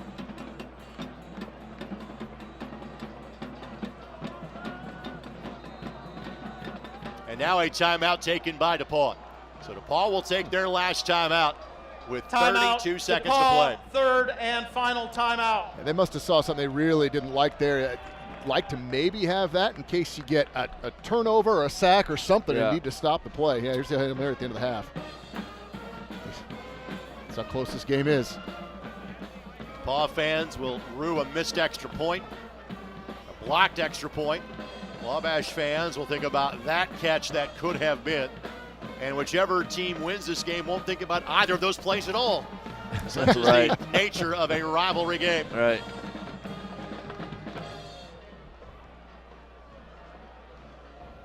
Wabash can stop it one more time. And that timeout that DePauw had to call on that punt now looming large here. It's 3rd and 10, right? Let's say they pass the ball. They're going to punt on 4th and 10 here, or even 4th and probably anything longer than 5 or 6. You just never know. A shanked punt, something that you really would like to have an extra timeout, I think, if you're the Tigers. They must have really saw something they didn't like there on defense.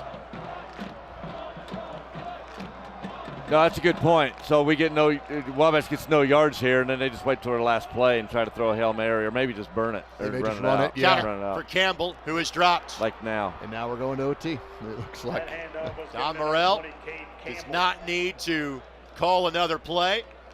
And we will have, and think about this, fellas, 129 playings of this game. We're about to have a first. Overtime in the Monon Bell Classic. We have nowhere else to go, right? Amanda, I'm going to be late for dinner, and it's great. I'll vouch for him, Amanda. It's perfectly fine. So, 27 points apiece.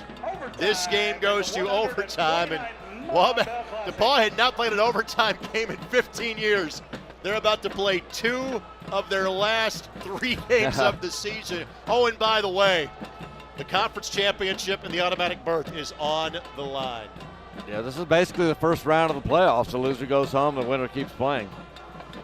No, it really is. You wouldn't want to have it any other way. I mean, this game means so much every single year. But when you've got something like this, conference title, an extra game for some of these players in the line, and there is no playoffs for the loser in this scenario. So to have it mean this much more and now go to overtime, you can't ask for anything better than this. Yeah, let's explain. There are basically the equivalent of 4 at-large bids in Division III football with 32 teams. And frankly, those usually go to the WIAC, the Wisconsin Intercollegiate Athletic Conference. They go to the OAC as well. So let's explain to you, because there have been changes in the last couple of years in the overtime rules. The first one is kind of what has been the 25-yard line, the way we have played college overtime since the fall of 1996. Then, and you can hear the PA announcer announcing those to the group here. On the second overtime, you start at 25, but you can't kick the extra point. You have to go for a 2-point try. If we do not have a winner after 2 overtimes, it is simply 2-point conversions from that point in time on, because we were getting 5 and 6 and 7 and 8 overtime games. So almost as a point of player safety, we get to that. So now the question I will have for you, we'll answer this kind of around the words of Pete Hampton, meeting with our 2 team captains, Liam Thompson representing Wabash, Ethan Lowry representing DePauw. Let's see if we get a keyed up mic for this conversation or not. We don't yet. This will be a coin toss. Charlie Hammock, our camera operator, that is out there giving you, well, you're really the 6th man in the conversation, frankly.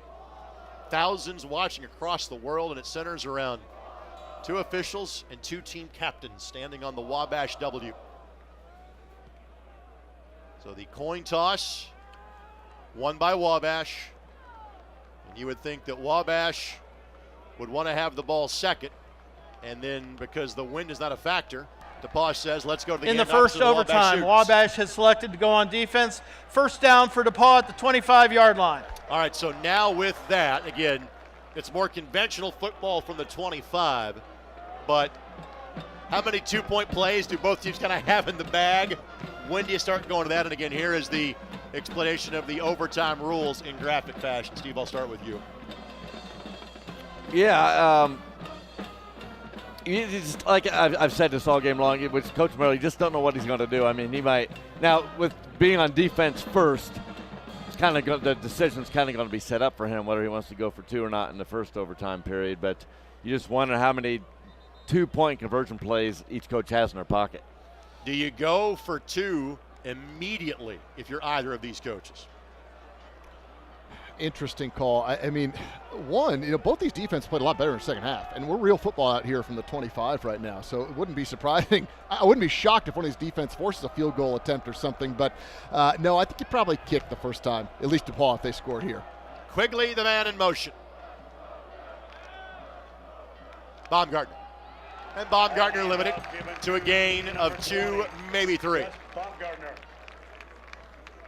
Unless you're DePauw and you're worried about that last extra point and what happened there, and it could give you a reason to think about going for 2. And again, they've had some kicking game issues this year as DePauw.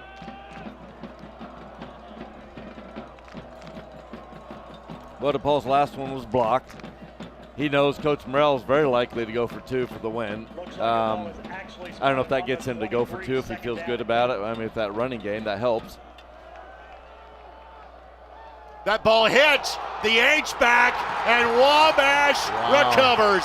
Oh, my goodness. And it's Jake Pash that had the fumble or the recovery late in the game to win at Hampton-Sydney in game number 1. It hit the H-back, and now Wabash can win it with a field goal. Unbelievable. I mean, we said it might take a big play or a bad play or busted play to change the outcome of this game. We might have seen it right there. Yeah, a busted play, not anything you want as a DePauw fan. But look, Wabash here, I mean, we can't be celebrating too much here. We're only on the 25-yard line. You can't just, get nothing and try to kick a field goal from here. You'd rather not do that. So you got to try to punch it in here. And you got to protect the ball yourself. Amazing things happen in this rivalry game. It is Tyler that is the setback here for Wabash. Tyler gets the handoff. And he'll plow forward for 5. And obviously time is no longer a factor. It's just about the play clock. Greg, you were talking earlier about the playoffs, and there are 4 at-large bids for a team that isn't an automatic qualifier. The North Coast Athletic Conference hasn't historically got 2, but if it is DePauw here looking at it, they're looking at 9-1 too. Have a pretty good shot at one of those, I would think. Second down and 5. Handoff, Tyler. Tyler shimmies and shakes. He's going to be just shy of the first down. Picks up to the 16-yard line, 3rd down and 1. Takes it down to the 16-yard line. Yeah, he got a ton of options here. Thompson with his legs and what he can do. Just having success just right up the middle right now, just moving that ball methodically. And Wabash trying to get back to the postseason for the first time since 2019. Wabash trying to get a share of their 10th NCAC championship. They would share it with DePauw, but they would get the auto bid because of the win in head-to-head competition. Fake the handoff to Tyler. Thompson throws. Sullivan couldn't get it. Rucker races towards the sideline. Here comes the field goal unit on. Rucker looking to make his 3rd kick of the day and send this place bonkers. Boy, you certainly would rather not sit on this kick, though. I mean, he had Cooper wide open. I think it was Cooper, and couldn't quite connect there. And it'd been a lot easier just to run some more plays there. But here we go. Brett Dietz is going to take a timeout at some point to ice the kicker. He'll let Rucker think about it. Here comes the timeout. Bell is being moved just in case. Timeout, DePauw. First and final timeout of the overtime period. Already a blocked extra point by Wabash. Can DePauw do something of a similar ilk? Yeah, I was a little surprised. Now, Sullivan was open. A little surprised to see that pass on 3rd and short. The way that Thompson can run the ball, the way the backs have been able to push the line there. Now, I mean, look, no field goal safe. When you got a snap, hold, kick, it just leaves a lot of chance there. Surprised they maybe didn't try for a simple run to pick up that first down. Right.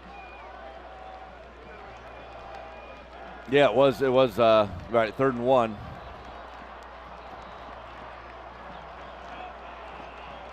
The holder is Adam Mullett. The snapper is Sam Long. Rucker has already made 2. If he makes a 3rd, he's remembered forever around this campus. Snap. Placement. Blocked! Wow. Blocked! We're still playing. Tied at 27. They say DePauw never quits, and right there, the Tiger defense, the Tiger special teams proving that saying true. That is a momentous play to keep the Bell game alive, to keep the season alive, and the playoff hopes alive. These teams have matched each other step for step all day, so why not? Why not? Yeah, I think it's similar to how DePauw missed their extra point. The snap to get him off a little bit. Timing, it was a high snap, and I think it just affected his timing, and another low kick. You don't want kicks to get blocked at the line, right? You need to get up above the line. Ethan Lowry, capped in the at the middle of the field. Ethan Lowry makes the play to keep DePauw's undefeated conference championship and playoff possibilities alive. And now gets to come right back out for another coin flip. What an afternoon for this young man leading this defense. Well, we certainly hope you are enjoying today's game. We point to so many things around the game in and of itself as to what makes it special. Just the game alone makes this today one of the best games in all of college football on this second Saturday in November. You can't ask for anything better. And I mean, great plays and then those hard to swallow mistakes, and we've seen it from both sides. Penalties, a couple of turnovers, now a couple of blocked kicks. Who knows what's going to happen in this overtime period? Yeah, it was sure looking good for Wabash after that first overtime, or the half of that overtime with the fumble and the rough snap. But you got to finish, and like you said, Brad, just now, you just don't know what's going to happen in these games, and be interesting to see where this thing goes. Still wonder. I mean, look, Coach Morrell, you never know what he's going to call. He's great at it. DePauw has chosen to go on defense. First down at the 25 for Wabash. But you do wonder about throwing on the 3rd and 1 there and leaving it into special teams. I mean, you're running the ball the last 2 plays really well. You got a quarterback that's mobile. You need a yard just to kind of move the chains. Maybe 1 he'd want back. So you got to go for 2 if you score a touchdown on this one. And this is the last overtime in which we will play from the 25-yard line. If we get to another overtime, then it is just 2-point plays from that point in time on. And obviously, if you win, if you want the not the toss, but you elect to go on defense first always. So Wabash will switch ends of the field. They can be in front of their fans in the south end zone. An extra blocker in as Ruiz, is in as an extra tight end. And it's Tyler as the tailback. Tyler into the pile, picks up 2. Joey Rowland did his best trying to strip that ball away for DePauw, which is something that neither team has done much this year. And one of these was erased because of a flag. But DePauw and Wabash have fumbled the ball each once all season. Now, that may have been the second fumble, the way that it snapped off a DePauw player on the last drive, but still remarkable. Right. 9 games amazing. in. Only Susquehanna in Division III has gotten through the year without a fumble until today.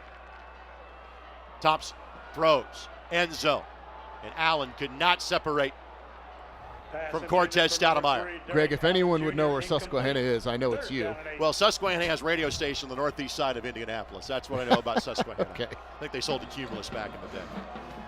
So the answer is, I think it's Virginia, but don't quote me on it. Gotcha. But we know they know how to protect the football. That they do. Yeah. Wherever they are, they got it on lockdown. Yeah. 3rd down and 8.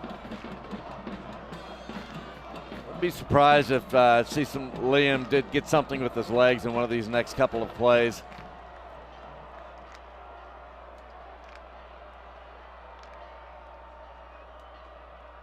Three-man rush. Extra backer in coverage. Thompson buying time, and finally just kind of realizes nothing there. But a flag is thrown and a hold against Wabash. And when the defensive lineman's pads are outside of his jersey, that's usually a good indication that something was pulled, yanked, or held. And this is a really interesting call, because either you're looking at 4th and 9 from the 24, or if you back them up, now you're back to the 33. Out of field goal range. Correct. What do you do, Brad? But Liam Thompson has life if you give him the ball back. By the way, David Gould was the player that drew the hold. Holding, offense number 59. That penalty is declined. Result of the play is 4th down. DePauw is going to take their chances in terms of potentially blocking a kick or getting a miss, because this kick would be 41.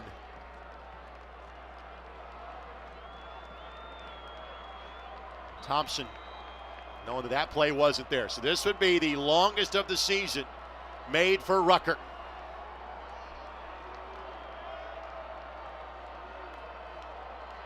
It was Lowry that got the last one.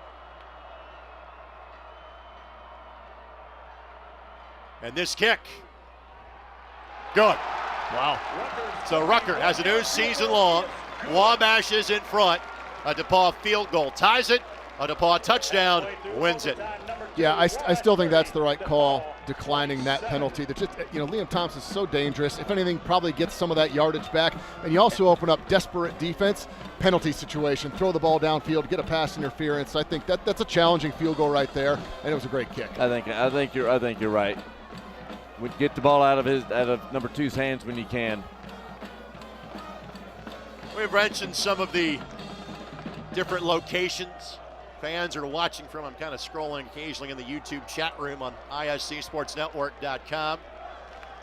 I'll give credit to Taylor for the comment of the game. This game has taken years off of my life. That goes in both directions, given what's at stake for each of these two teams. Fake the handoff. McCahill throws, catch made, tackle made immediately. Gain of just 4. That pass is complete. Tackle for Wabash made by Epstein. You hold your breath sometimes on these long throws across the field. That's just got to be quick timing. It was there, but a good tackle to wrap up. Right. Well, we talked about this being the matchup of the game, DePauw's offense on the field versus the improving Wabash defense. And, here we go for the game. This is the matchup we're looking for. 2nd down and 6.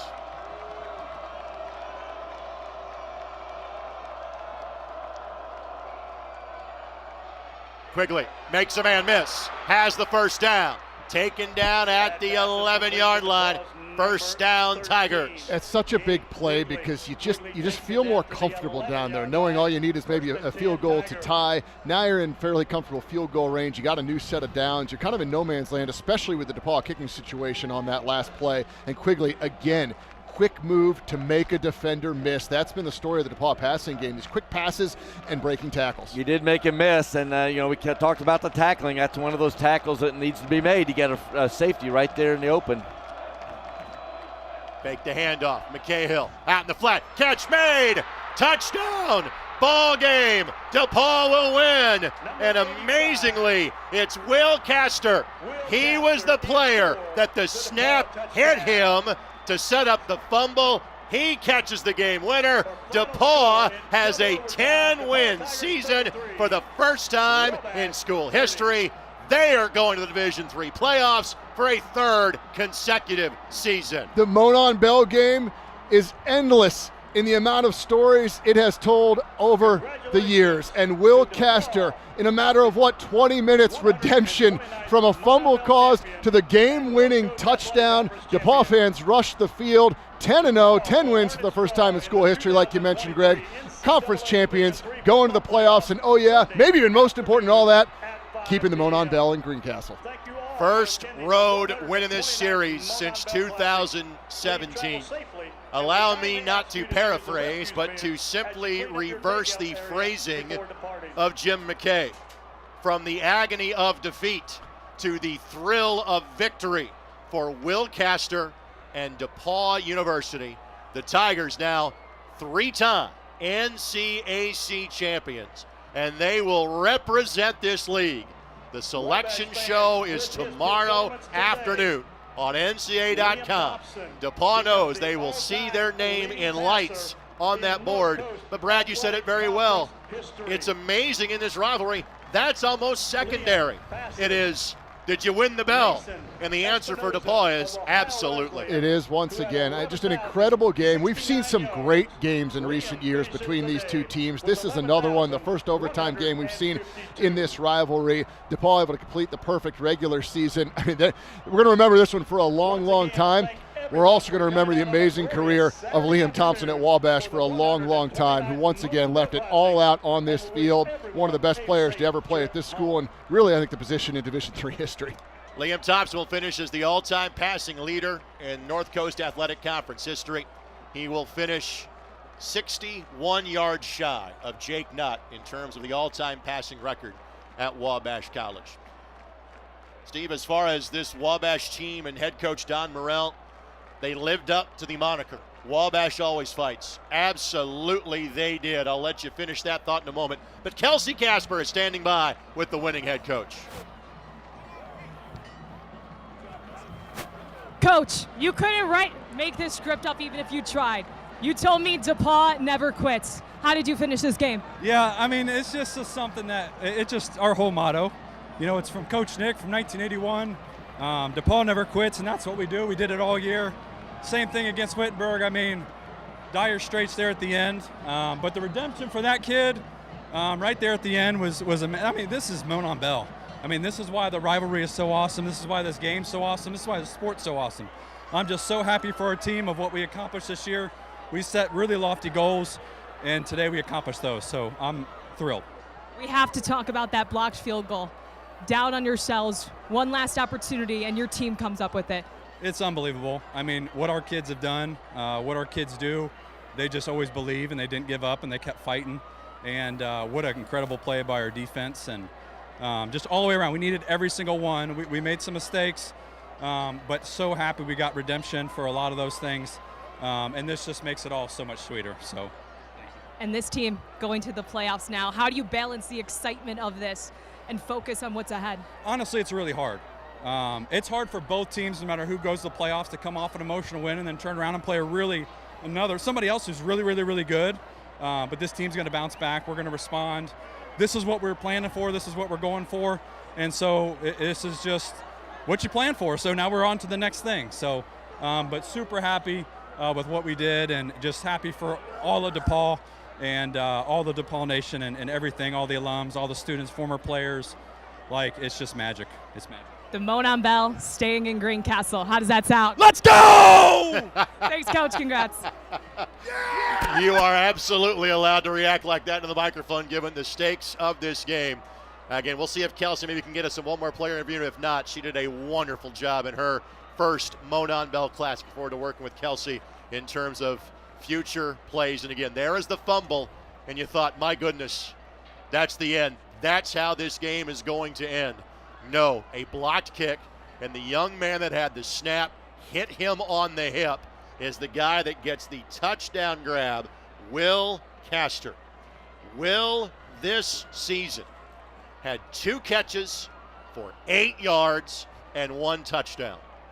And it's Will Castor that is the guy that in one of the most epic Monon Bell wins of all time brings it home for DePauw University. You know, for years and years, our good buddy Ken Owen made the Monon memories and so many great video clips and amazing plays throughout the history of this rivalry. That's going to go up there. Those 2 plays we saw together, that's going to be up there with any of them. That's going to be remembered for a long, long time in the history of this rivalry. Will Castor, I don't even know if he's old enough to drink, but he's not going to buy a drink in Greencastle for the rest of his life. So congratulations to him, and just, sticking his head back up and saying, hey, let's get back out there. Next play, that's what you want to see out of any young man, and a phenomenal job to recover from that play and score the winning touchdown. Will is a sophomore from Petaluma Heights. He'll have to wait. It'll be just Marvin's GCBs for a while. Then he'll be able to have a beverage or 2. Yeah, take those free for the rest of your life.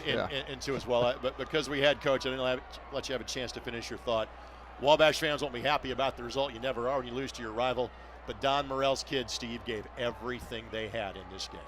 Yeah, I think coming into this game, if we were on the line in Vegas, it would have been a DePauw minus 4.5 or 5 points going into it. And what a show they put on, on both ends of the field. And, coming off the defense has really been improving, and that's really good to see with a new defensive coordinator last year, Mike Ridings, and that's exciting. But, hats go off to Liam Thompson and the career he has put in here that just came to an end today, a little earlier than we would have liked.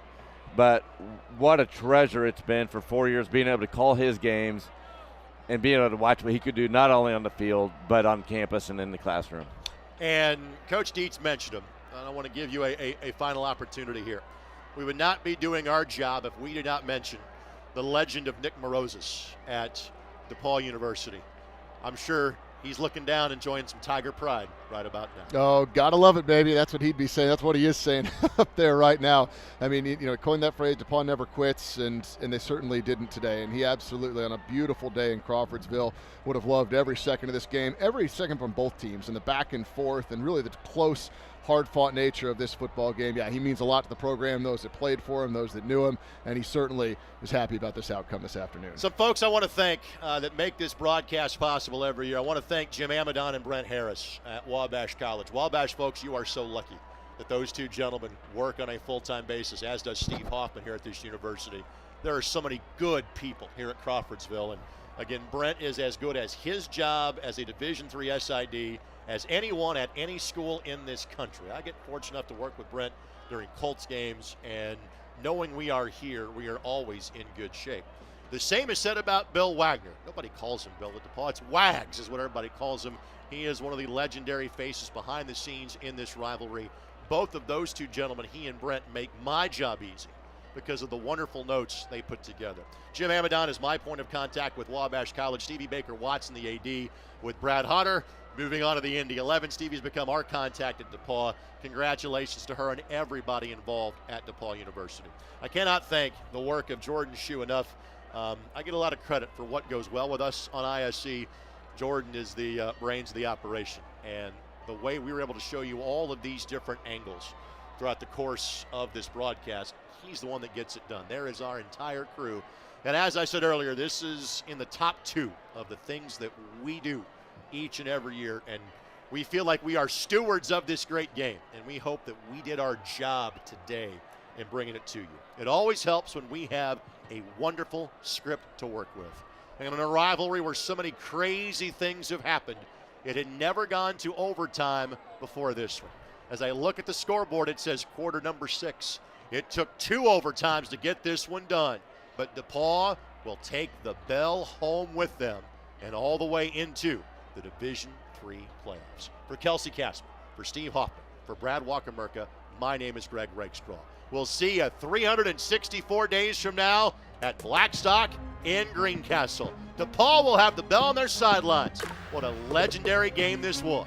Thanks for spending your Saturday afternoon with us. DePauw wins it 33-30. Thanks for watching on the ISC Sports Network.